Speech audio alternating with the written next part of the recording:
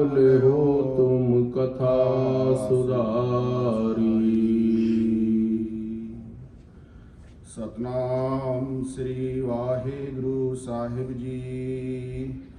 दोहरा श्री गुरु अंगद की सुता, बीबी अमरो नाम, भगत तार बप अपनो, उपजी सतगुर धाम।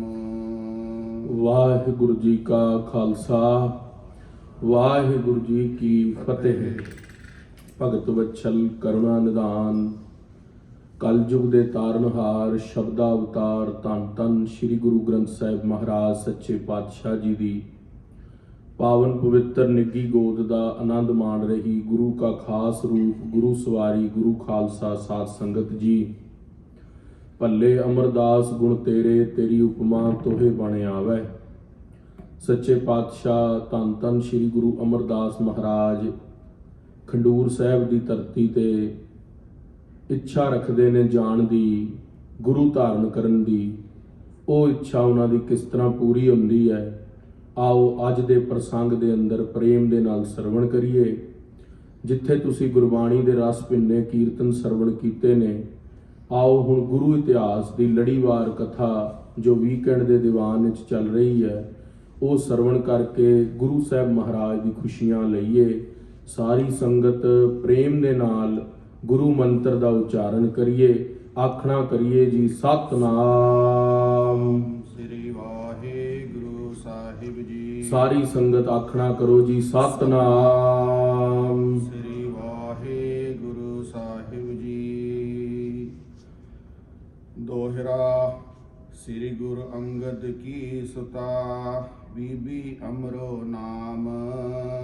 सच्चे पातशाह बाबा अमरदास जी कोल जदों एक ब्रह्मचारी ने आके पड़ा किया, उन्होंने घर रहे।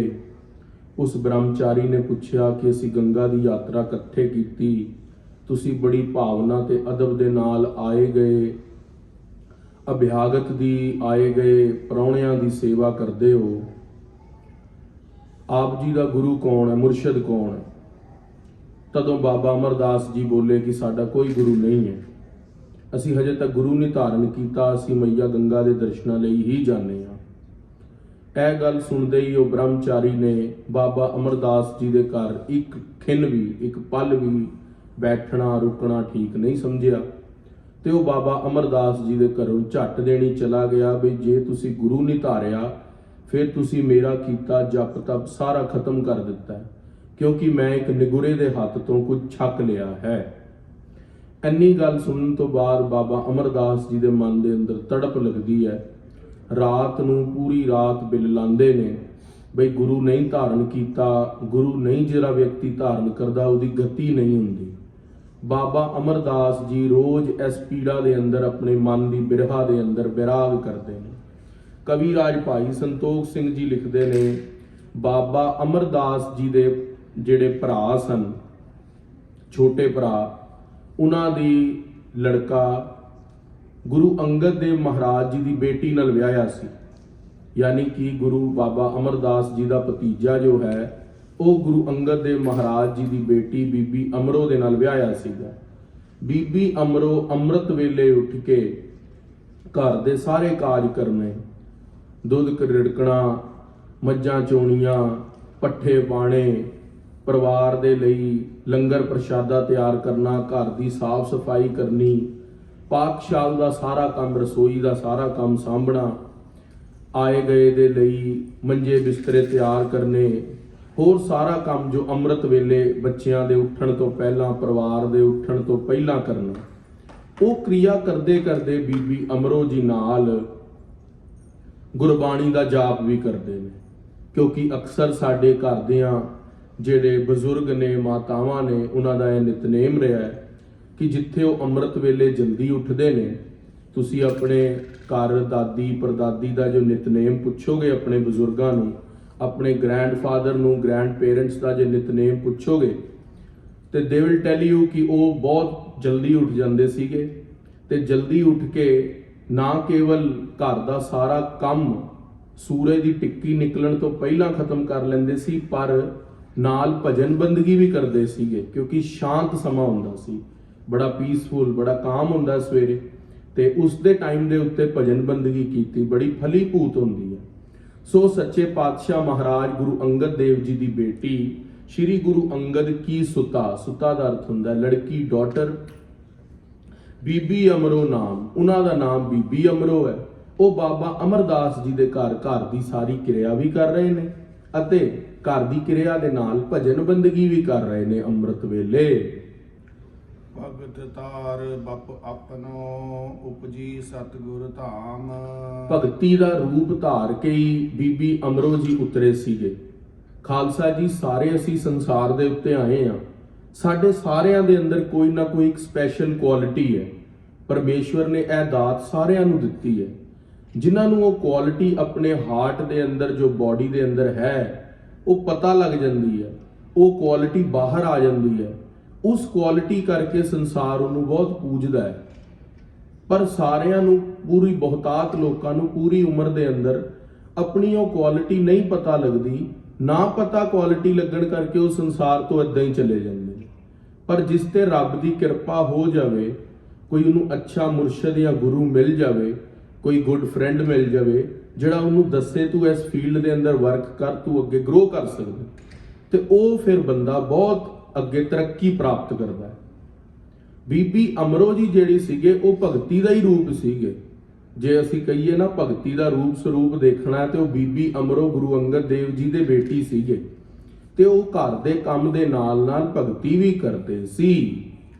ਨਿਸ਼ਾਨੀ ਛੰਦ ਅਨੁਜ ਹੋਤੋ ਸ੍ਰੀ ਅਮਰ ਕੋ ਤੇਜੋ ਕੇ ਤਾਤਾ। ਬਾਬਾ ਤੇਜਭਾਨ ਜੀ ਬਾਬਾ ਅਮਰਦਾਸ ਜੀ ਦੇ ਪਿਤਾ ਜੀ ਸਨ। ਉਹਨਾਂ ਦਾ ਜਿਹੜਾ ਛੋਟਾ ਲੜਕਾ ਹੈ, ਯਾਨੀ ਕਿ ਬਾਬਾ ਅਮਰਦਾਸ ਜੀ ਦਾ ਭਰਾ, ਉਸ ਦੀ ਲੜਕੇ ਦੇ ਨਾਲ ਬੀਬੀ ਅਮਰੋ ਦੇ ਆਨੰਦ ਕਾਰਜ ਹੋਏ ਸਨ। ਤਿਸਕੇ ਨੰਦਨ ਸੰਗ ਹਿਓ ਵਿਆਹੀ ਬੜ ਗਿਆਤਾ। ਬੀਬੀ ਅਮਰੋ ਜੀ ਦਾ ਜਿਹੜਾ ਆਨੰਦ ਕਾਰਜ ਹੈ, ਉਹ ਗੁਰੂ ਅਮਰਦਾਸ ਮਹਾਰਾਜ ਜੀ ਦੇ ਭਤੀਜੇ ਦੇ ਨਾਲ ਹੋਇਆ। ਉਹ ਬਾਬਾ ਅਮਰਦਾਸ ਜੀ ਦੀ ਨੂੰਹ ਬਣੇ ਗੁਰੂ ਅੰਗਦ ਦੇਵ ਜੀ ਦੀ ਲੜਕੀ। ਵਿਦਾ ਹੋਏ ਪਿਤ ਪਾਸ ਤੇ ਸਸੁਰਾਰ ਬਸੰਤੀ। ਤੇ ਹੁਣ ਆਪਣੇ ਪਿਤਾ ਤੋਂ, ਜੋ ਲੜਕੀਆਂ ਦੇ ਘਰ ਦੀ ਮਰਿਆਦਾ ਹੈ ਬਈ ਆਪਣੇ ਪਿਤਾ ਤੋਂ ਵਿਦਾਇਗੀ ਲੈ ਕੇ ਲੜਕੀਆਂ ਸਹੁਰੇ ਘਰ ਜਾ ਕੇ ਵਸਦੀਆਂ ਨੇ, ਉੱਥੇ ਜਾ ਕੇ ਖੁਸ਼ੀਆਂ ਵਰਤਾਉਂਦੀਆਂ ਨੇ, ਪਰਿਵਾਰ ਦਾ ਵਾਧਾ ਹੁੰਦਾ ਹੈ। ਫਿਰ ਉਹ ਸਹੁਰੇ ਘਰ ਰਹਿ ਕੇ ਹੀ ਆਪਣੇ ਜੀਵਨ ਨੂੰ ਅੱਗੇ ਘਾੜਤ ਕਰਦੀਆਂ ਨੇ। ਸੋ ਬੀਬੀ ਅਮਰੋ ਜੀ ਵੀ ਖੰਡੂਰ ਸਾਹਿਬ ਤੋਂ ਚੱਲ ਕੇ ਬਾਸਰਕੇ ਨਗਰ ਬਾਬਾ ਅਮਰਦਾਸ ਜੀ ਦੇ ਘਰ ਨੂੰ ਬਣ ਕੇ ਆ ਗਏ। ਬਹੁਤ ਬਰਖ ਤਿਨ ਕਰ ਰਹੀ ਅਮਰੋ ਮਤਵੰਤੀ। ਬਹੁਤ ਬਰਖ, ਬਹੁਤ ਜ਼ਿਆਦਾ ਸਾਲ ਹੋ ਗਏ ਸੀਗੇ ਘਰ ਰਹਿੰਦੇ ਹੋਏ ਤੇ ਪਰਿਵਾਰ ਦੀ ਸੇਵਾ ਕਰਦੇ ਹੋਏ। ਮਹਿਮਾ ਲਖੀ ਨਾ ਕਿਨਹੋ ਤਹ ਨਿਤ ਪ੍ਰਤ ਇਹ ਮਠਾਨੈ। ਉਹਨਾਂ ਨੇ ਮਹਿਮਾ ਜਿਹੜੀ ਸੀਗੀ ਬਾਬਾ ਅਮਰਦਾਸ ਜੀ ਨੇ ਕਦੀ ਧਿਆਨ ਨਹੀਂ ਦਿੱਤਾ ਨੂੰਹਾਂ ਕੀ ਕਾਜ ਕਰਦੀਆਂ। ਪਰ ਉਸ ਦਿਨ ਰਾਤ ਨੂੰ ਸੌਣ ਨਾ ਕਰਕੇ ਗੁਰੂ ਨਹੀਂ ਮਿਲਿਆ ਸੀ, ਮਨ ਦੇ ਅੰਦਰ ਪਰੇਸ਼ਾਨੀ ਸੀ। ਸੋ ਗੁਰੂ ਨਾ ਮਿਲਣ ਕਰਕੇ, ਮਨ ਦੀ ਪਰੇਸ਼ਾਨੀ ਕਰਕੇ ਉਹ ਵੀ ਰਾਤ ਨਹੀਂ ਸੋਏ। ਤੇ ਉਹ ਬੀਬੀ ਅਮਰੋ ਦੇ ਰਸਨਾ ਤੋਂ ਜਿਹੜੇ ਬਚਨ ਚੱਲਦੇ ਸਨ, ਉਹ ਧੀਰੇ ਧੀਰੇ ਕੰਨਾਂ ਵਿੱਚ ਪੈ ਰਹੇ ਸਨ। ਗ੍ਰਹਿ ਧੰਦਾ ਸਭ ਦਿਨ ਕਰਹਿ ਤਿਨ ਆਏ ਸਮਾਨੇ। ਤੇ ਦਿਨ ਰਾਤ ਘਰ ਦੀ ਕਿਰਿਆ ਕਰਨੀ, ਜਿੰਨੇ ਵੀ ਘਰ ਦੇ ਕੰਮ ਸੀ ਉਹ ਕਰਨੇ, ਤੇ ਆਗਿਆ ਨੂੰ ਮੰਨਣਾ ਵੱਡਿਆਂ ਦੀ। ਜਾਗੈ ਪਾਛਲ ਰਾਤ ਕੋ ਕਰ ਸ਼ੌਚ ਸਰਸ਼ਨਾਨਾ। ਬੀਬੀ ਅਮਰੋ ਜੀ ਅੰਮ੍ਰਿਤ ਵੇਲੇ ਉੱਠ ਕੇ ਸ਼ੌਚ ਇਸ਼ਨਾਨ ਕਰਕੇ ਤੇ ਗੁਰੂ ਕੀ ਬਾਣੀ ਪੜ੍ਹਦੇ, ਜਪਜੀ ਸਾਹਿਬ ਦਾ ਪਾਠ, ਆਸਾਂ ਦੀ ਵਾਰ ਦੀ ਬਾਣੀ, ਹੋਰ ਬੇਅੰਤ ਪ੍ਰਕਾਰ ਦੀਆਂ ਬਾਣੀਆਂ ਪੜ੍ਹਦੇ ਨੇ। ਸ਼੍ਰੀ ਨਾਨਕ ਬਾਣੀ ਪਠੈ ਕਰ ਪ੍ਰੇਮ ਮਹਾਨਾ। ਆਪਣੇ ਪਿਤਾ ਗੁਰਦੇਵ ਗੁਰੂ ਨਾਨਕ ਦੇਵ ਮਹਾਰਾਜ ਜੀ ਦੀ ਬਾਣੀ ਪੜ੍ਹ ਕੇ ਆਪਣਾ ਜੀਵਨ ਸਫਲਾ ਕਰਦੀ ਨੇ ਬੀਬੀ ਅਮਰੋ ਜੀ। ਤਿਸਨੇ ਉਠ ਸਤਿਗੁਰ ਸਿਮਰ ਮੱਜਨ ਕੋ ਠਾਨਾ। ਅੰਮ੍ਰਿਤ ਵੇਲੇ ਉੱਠ ਕੇ ਇਸ਼ਨਾਨ ਪਾਨ ਕਰਕੇ ਮਨ ਚਿੱਤ ਦੀ ਬਿਰਤੀਆਂ ਨੂੰ ਗੁਰਬਾਣੀ ਦੇ ਨਾਲ ਜੋੜਦੀਆਂ ਨੇ। ਪਠੈ ਗੁਰੂ ਕੇ ਸ਼ਬਦ ਸੁਭ ਫਲ ਜਨੋ ਮਹਾਨਾ। ਗੁਰੂ ਦੇ ਸ਼ਬਦ ਨੂੰ ਪੜ੍ਹਦੇ ਨੇ, ਜਿਨ੍ਹਾਂ ਦਾ ਮਹਾਨ ਮਹਾਨ ਮਹਾਤਮ ਹੈ ਪੜ੍ਹਨ ਦਾ। ਵਾਹਿਗੁਰੂ ਵਾਹਿਗੁਰੂ ਵਾਹਿਗੁਰੂ ਵਾਹਿਗੁਰੂ ਸ਼ਬਦ ਦੇ ਅੰਦਰ ਆਪਣੀ ਮਨ ਚਿਤ ਬਿਰਤੀਆਂ ਨੂੰ ਬੀਬੀ ਅਮਰੋ ਜੀ ਜੋੜਦੇ ਨੇ। ਦੁੱਧੀ ਬਲੋਵਤ ਬਿਲੋਵਤ ਸਹਿਜ ਸੋ ਮੁਖ ਬੋਲਤ ਬਾਣੀ। ਦਧੀ ਬਿਲੋਵਤ, ਦਹੀਂ ਨੂੰ ਅੱਛੀ ਤਰ੍ਹਾਂ ਰਿੜਕਦੇ ਨੇ, ਤੇ ਜਦੋਂ ਦਹੀਂ ਨੂੰ ਅਸੀਂ ਰਿੜਕੀਏ ਤਾਂ ਮੱਖਣ ਨਿਕਲਦਾ ਹੈ। ਫਿਰ ਉਸ ਮੱਖਣ ਨੂੰ ਜਦੋਂ ਅਸੀਂ ਆਂਚ ਤੇ ਰੱਖੀਏ ਤੇ ਉਸ ਦਾ ਘਿਓ ਬਣਦਾ। ਤੇ ਉਹ ਦਹੀਂ ਰਿੜਕਦੇ ਹੋਏ ਬੀਬੀ ਅਮਰੋ ਜੀ ਨਾਲ ਨਾਲ ਗੁਰਬਾਣੀ ਦਾ ਪਾਠ ਵੀ ਕਰਦੇ ਨੇ। ਹੋਏ ਪ੍ਰਸੰਨ ਕਰ ਪ੍ਰੇਮ ਸੋ ਨਿਜ ਬਿਰਤੀ ਟਿਕਾਨੀ। ਤੇ ਪ੍ਰੇਮ ਦੇ ਨਾਲ ਪ੍ਰਸੰਨ ਹੋ ਕੇ ਵਾਹਿਗੁਰੂ ਦਾ ਸ਼ਬਦ ਜਪਦੇ ਹੋਏ ਦਹੀਂ ਨੂੰ ਵੀ ਰਿੜਕ ਰਹੇ ਨੇ ਤੇ ਨਾਲ ਹੀ ਗੁਰ ਸ਼ਬਦ ਦਾ ਅਭਿਆਸ ਕਰ ਰਹੇ ਨੇ।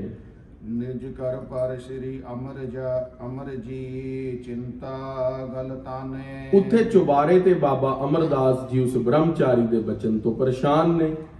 ਬੀਬੀ ਅਮਰੋ ਜੀ ਥੱਲੇ ਦਹੀਂ ਰਿੜਕ ਰਹੇ ਨੇ। ਉਹ ਗਰਮੀ ਦੇ ਚੁਬਾਰੇ ਦੇ ਉੱਤੇ ਜਿਵੇਂ ਬਜ਼ੁਰਗ ਲੇਟ ਜਾਂਦੇ ਸੀ, ਉੱਥੇ ਨੀਂਦ ਨਾ ਆਣ ਕਰਕੇ ਅੰਮ੍ਰਿਤ ਵੇਲੇ ਉੱਤੇ ਚੁਬਾਰੇ ਤੇ ਬੈਠੇ ਵੀ ਮੈਨੂੰ ਗੁਰੂ ਨਹੀਂ ਪ੍ਰਾਪਤ ਹੋਇਆ, ਪਰੇਸ਼ਾਨ ਸੀਗੇ ਮਨ ਤੋਂ।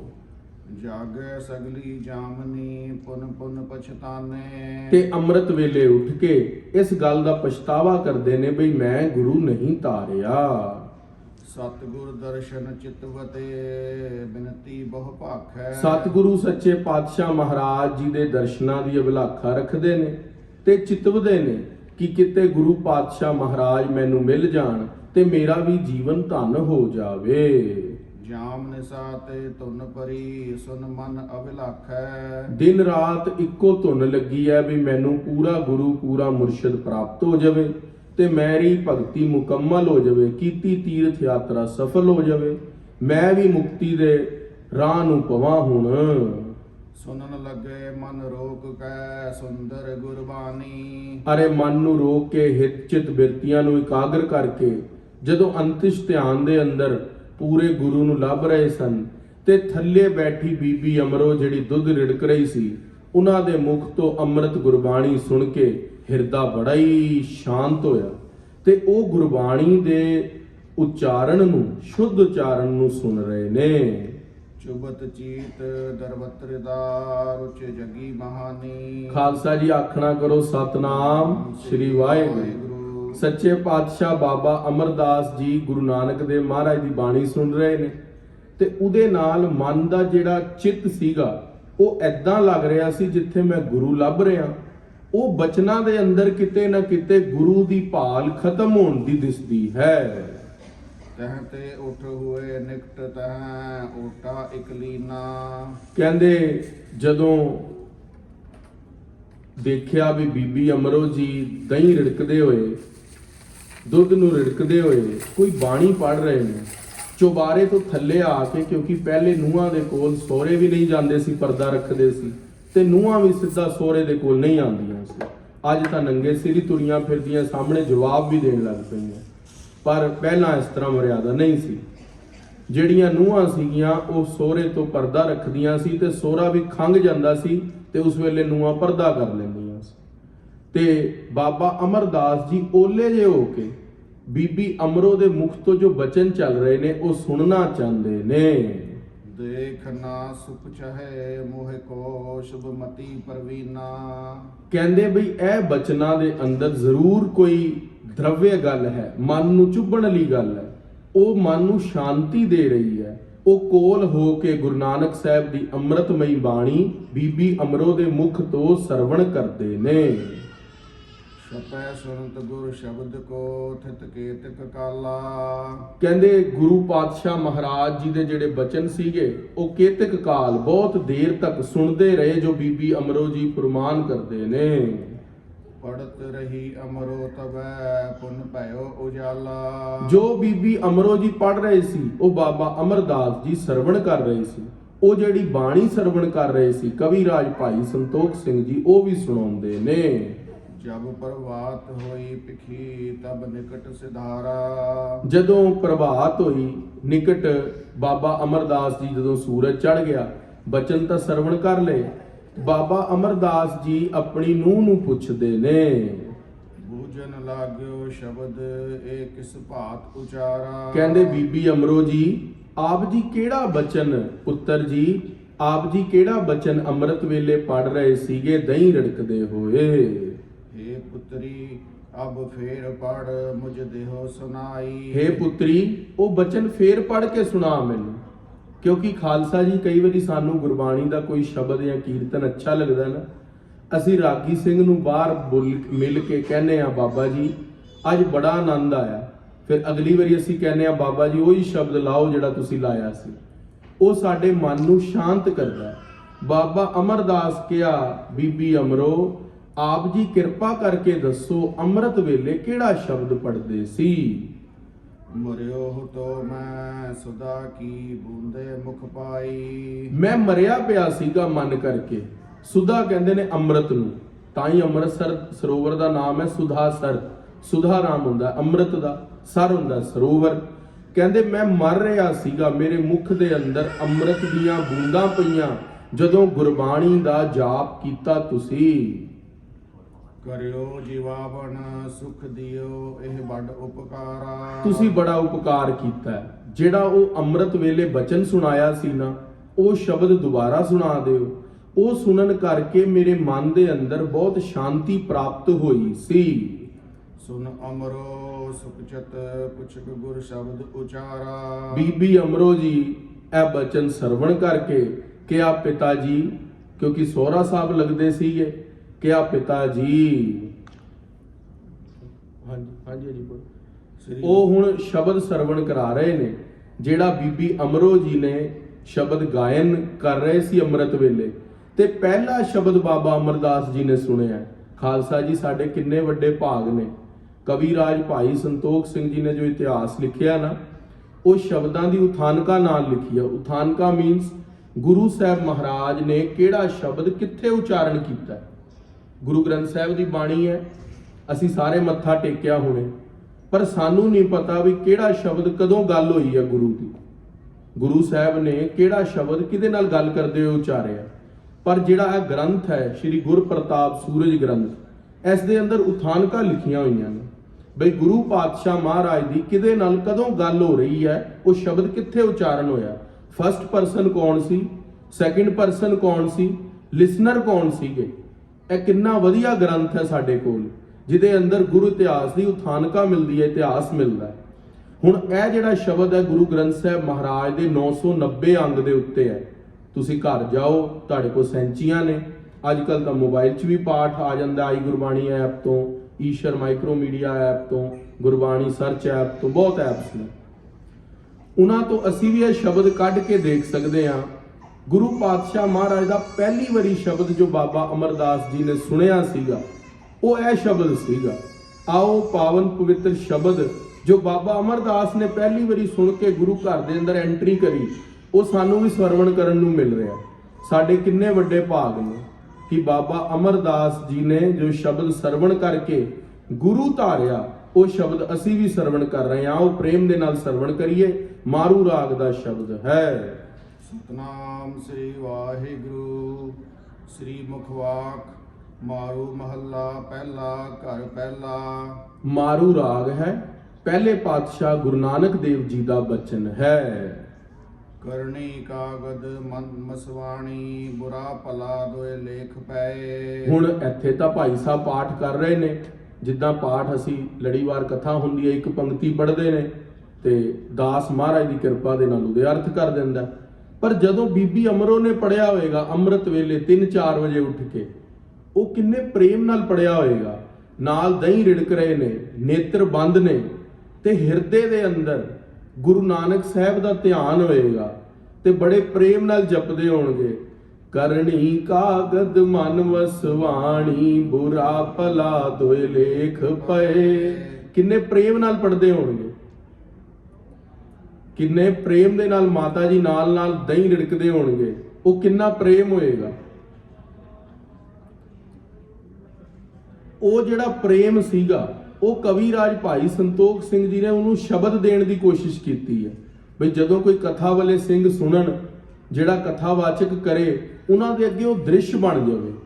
ਕਿਉਂਕਿ ਜਿਹੜਾ ਲਿਸਨਰ ਹੈ ਔਰ ਜਿਹੜਾ ਸਪੀਕਰ ਹੈ, ਜੇ ਉਹਨਾਂ ਨੂੰ ਸੁਣਨ ਵਾਲਿਆਂ ਦੇ ਅੰਦਰ ਤਾਲਮੇਲ ਨਾ ਬਣਿਆ ਤੇ ਉਹ ਪੂਰੀ ਪਿਕਚਰ ਡਰਾ ਨਹੀਂ ਹੋ ਪਾਣੀ ਜੋ ਕਵੀ ਰਾਜ ਭਾਈ ਸੰਤੋਖ ਸਿੰਘ ਜੀ ਨੇ ਡਰਾ ਕੀਤੀ ਹੈ। ਆਓ ਪ੍ਰੇਮ ਦੇ ਨਾਲ ਸ਼ਬਦ ਸਰਵਣ ਕਰੀਏ। ਕਰਨੀ ਕਾਗਦ ਮਨ ਵਸਵਾਣੀ। ਕਹਿੰਦੇ ਅਸੀਂ ਦਿਨ ਦੇ ਅੰਦਰ, ਇਹ ਸਾਡੇ ਸਾਰਿਆਂ ਦੇ ਜੀਵਨ ਦੇ ਉੱਤੇ ਢੁਕਦਾ ਹੈ। ਇਹ ਨਹੀਂ ਹੈ ਸ਼ਬਦ ਦੇ ਅੰਦਰ ਕੋਈ ਬੜਾ ਵਿਦਵਾਨ ਹੋਏਗਾ ਤੇ ਉਹਦੇ ਲਈ ਇਹ ਸ਼ਬਦ ਲਿਖਿਆ। ਇਹ ਸ਼ਬਦ ਉਹਨਾਂ ਲਈ ਲਿਖਿਆ ਜਿਹੜੇ ਬਿਗਨਰਸ ਨੇ, ਅੱਜ ਪਹਿਲੇ ਦਿਨ ਗੁਰਦੁਆਰੇ ਆਏ ਨੇ। ਇਹ ਕੋਈ ਸ਼ਬਦ ਉਹਦੇ ਲਈ ਨਹੀਂ ਹੈ ਵੀ ਜਿਹੜਾ ਕੋਈ ਬਹੁਤ ਵੱਡਾ ਗਿਆਨੀ ਹੈ, ਕਿਉਂਕਿ ਬਾਬਾ ਅਮਰਦਾਸ ਜੀ ਤਾਂ ਹਜੇ ਗੁਰੂ ਘਰ ਆਏ ਹੀ ਨਹੀਂ, ਪਹਿਲੀ ਵਾਰੀ ਸ਼ਬਦ ਸੁਣਿਆ। ਕਹਿੰਦੇ ਕਰਨੀ ਕਾਗਦ ਮਨ ਮਸਵਾਣੀ, ਅਸੀਂ ਕਰਮ ਕਰ ਰਹੇ ਹਾਂ ਦਿਨ ਰਾਤ, ਚੰਗੇ ਜਾਂ ਮਾੜੇ, ਉਹਦਾ ਤਾਂ ਕਾਗਜ਼ ਬਣਿਆ ਹੋਇਆ, ਪੇਪਰ ਬਣਿਆ ਹੋਇਆ। ਕਰਨੀ ਕਾਗਦ ਮਨ ਮਸਵਾਣੀ, ਜਿਹੜਾ ਮਨ ਹੈ ਉਹ ਦਵਾਤ ਹੈ, ਦਵਾਤ ਆਈ ਮੀਨ ਇੰਕ ਪੋਟ, ਉਹਦੇ ਅੰਦਰ ਸ਼ਾਹੀ ਹੁੰਦੀ ਹੈ, ਇੰਕ ਪੋਟ ਦੇ ਅੰਦਰ ਇੰਕ ਹੁੰਦੀ ਹੈ। ਗੁਰੂ ਨਾਨਕ ਦੇਵ ਮਹਾਰਾਜ ਕਹਿ ਰਹੇ ਨੇ ਕਰਨੀ ਦਾ ਕਾਗਜ਼ ਹੈ ਚੰਗੇ ਤੇ ਮਾੜੇ ਕਰਮ ਦਾ, ਮਨ ਮਸਵਾਣੀ, ਜਿਹੜਾ ਮਨ ਹੈ ਉਹ ਦਵਾਤ ਹੈ। ਜਿਉ ਜਿਉ ਬੁਰਾ ਭਲਾ ਦੋਏ ਲੇਖ ਪਏ। ਤੇ ਬੁਰਾ ਤੇ ਭਲਾ ਦੋ ਲੇਖ ਹੁੰਦੇ ਨੇ। ਹੁਣ ਤੁਸੀਂ ਗੁਰਦੁਆਰੇ ਤੋਂ ਅੰਦਰ ਆਏ, ਇੱਥੇ ਚੰਗੇ ਕਰਮ ਲਿਖ ਲਏ। ਜਦੋਂ ਅਸੀਂ ਗੁਰਦੁਆਰੇ ਤੋਂ ਬਾਹਰ ਜਾਣਾ, ਕਿਸੇ ਨੇ ਸਾਨੂੰ ਨਿੰਦਾ ਕਰਨੀ ਹੈ ਕਿਸੇ ਵਿਅਕਤੀ ਦੀ, ਅਸੀਂ ਵੱਧ ਕੇ ਦੋ ਗੱਲਾਂ ਹੋਰ ਕਹਿ ਦੇਣੀਆਂ ਅੱਗੋਂ, ਨਹੀਂ ਨਹੀਂ ਇਹ ਤੇ ਉਸ ਤੋਂ ਵੀ ਭੈੜਾ ਹੈ, ਉਹ ਅਸੀਂ ਬੁਰੀ ਗੱਲ ਕਹਿ ਦੇਣੀ ਹੈ। ਚੰਗਾ ਕਰਮ ਵੀ ਲਿਖਿਆ ਗਿਆ ਤੇ ਬੁਰਾ ਕਰਮ ਵੀ ਲਿਖਿਆ ਗਿਆ। ਕਰਨੀ ਦਾ ਕਾਗਜ਼ ਹੈ ਮਨ ਮਸਵਾਣੀ, ਮਨ ਦੀ ਦਵਾਤ ਹੈ, ਉਹਦੇ ਅੰਦਰ ਇੱਕ ਸ਼ਾਹੀ ਪਈ ਹੋਈ ਹੈ, ਉਸ ਦੇ ਕਰਕੇ ਚੰਗੇ ਤੇ ਮਾੜੇ ਕਰਮ, ਬੁਰਾ ਭਲਾ ਦੋਏ ਲੇਖ ਪਏ। ਤੂੰ ਕਰਨੀ ਦੀ ਕਾਗਜ਼ ਕਰਕੇ, ਮਨ ਦੀ ਮਸਵਾਣੀ ਕਰਕੇ ਦੋ ਕਰਮ ਲਿਖੇਗਾ, ਚੰਗੇ ਤੇ ਮਾੜੇ, ਬੁਰਾ ਭਲਾ ਦੋਏ ਲੇਖ ਪਏ।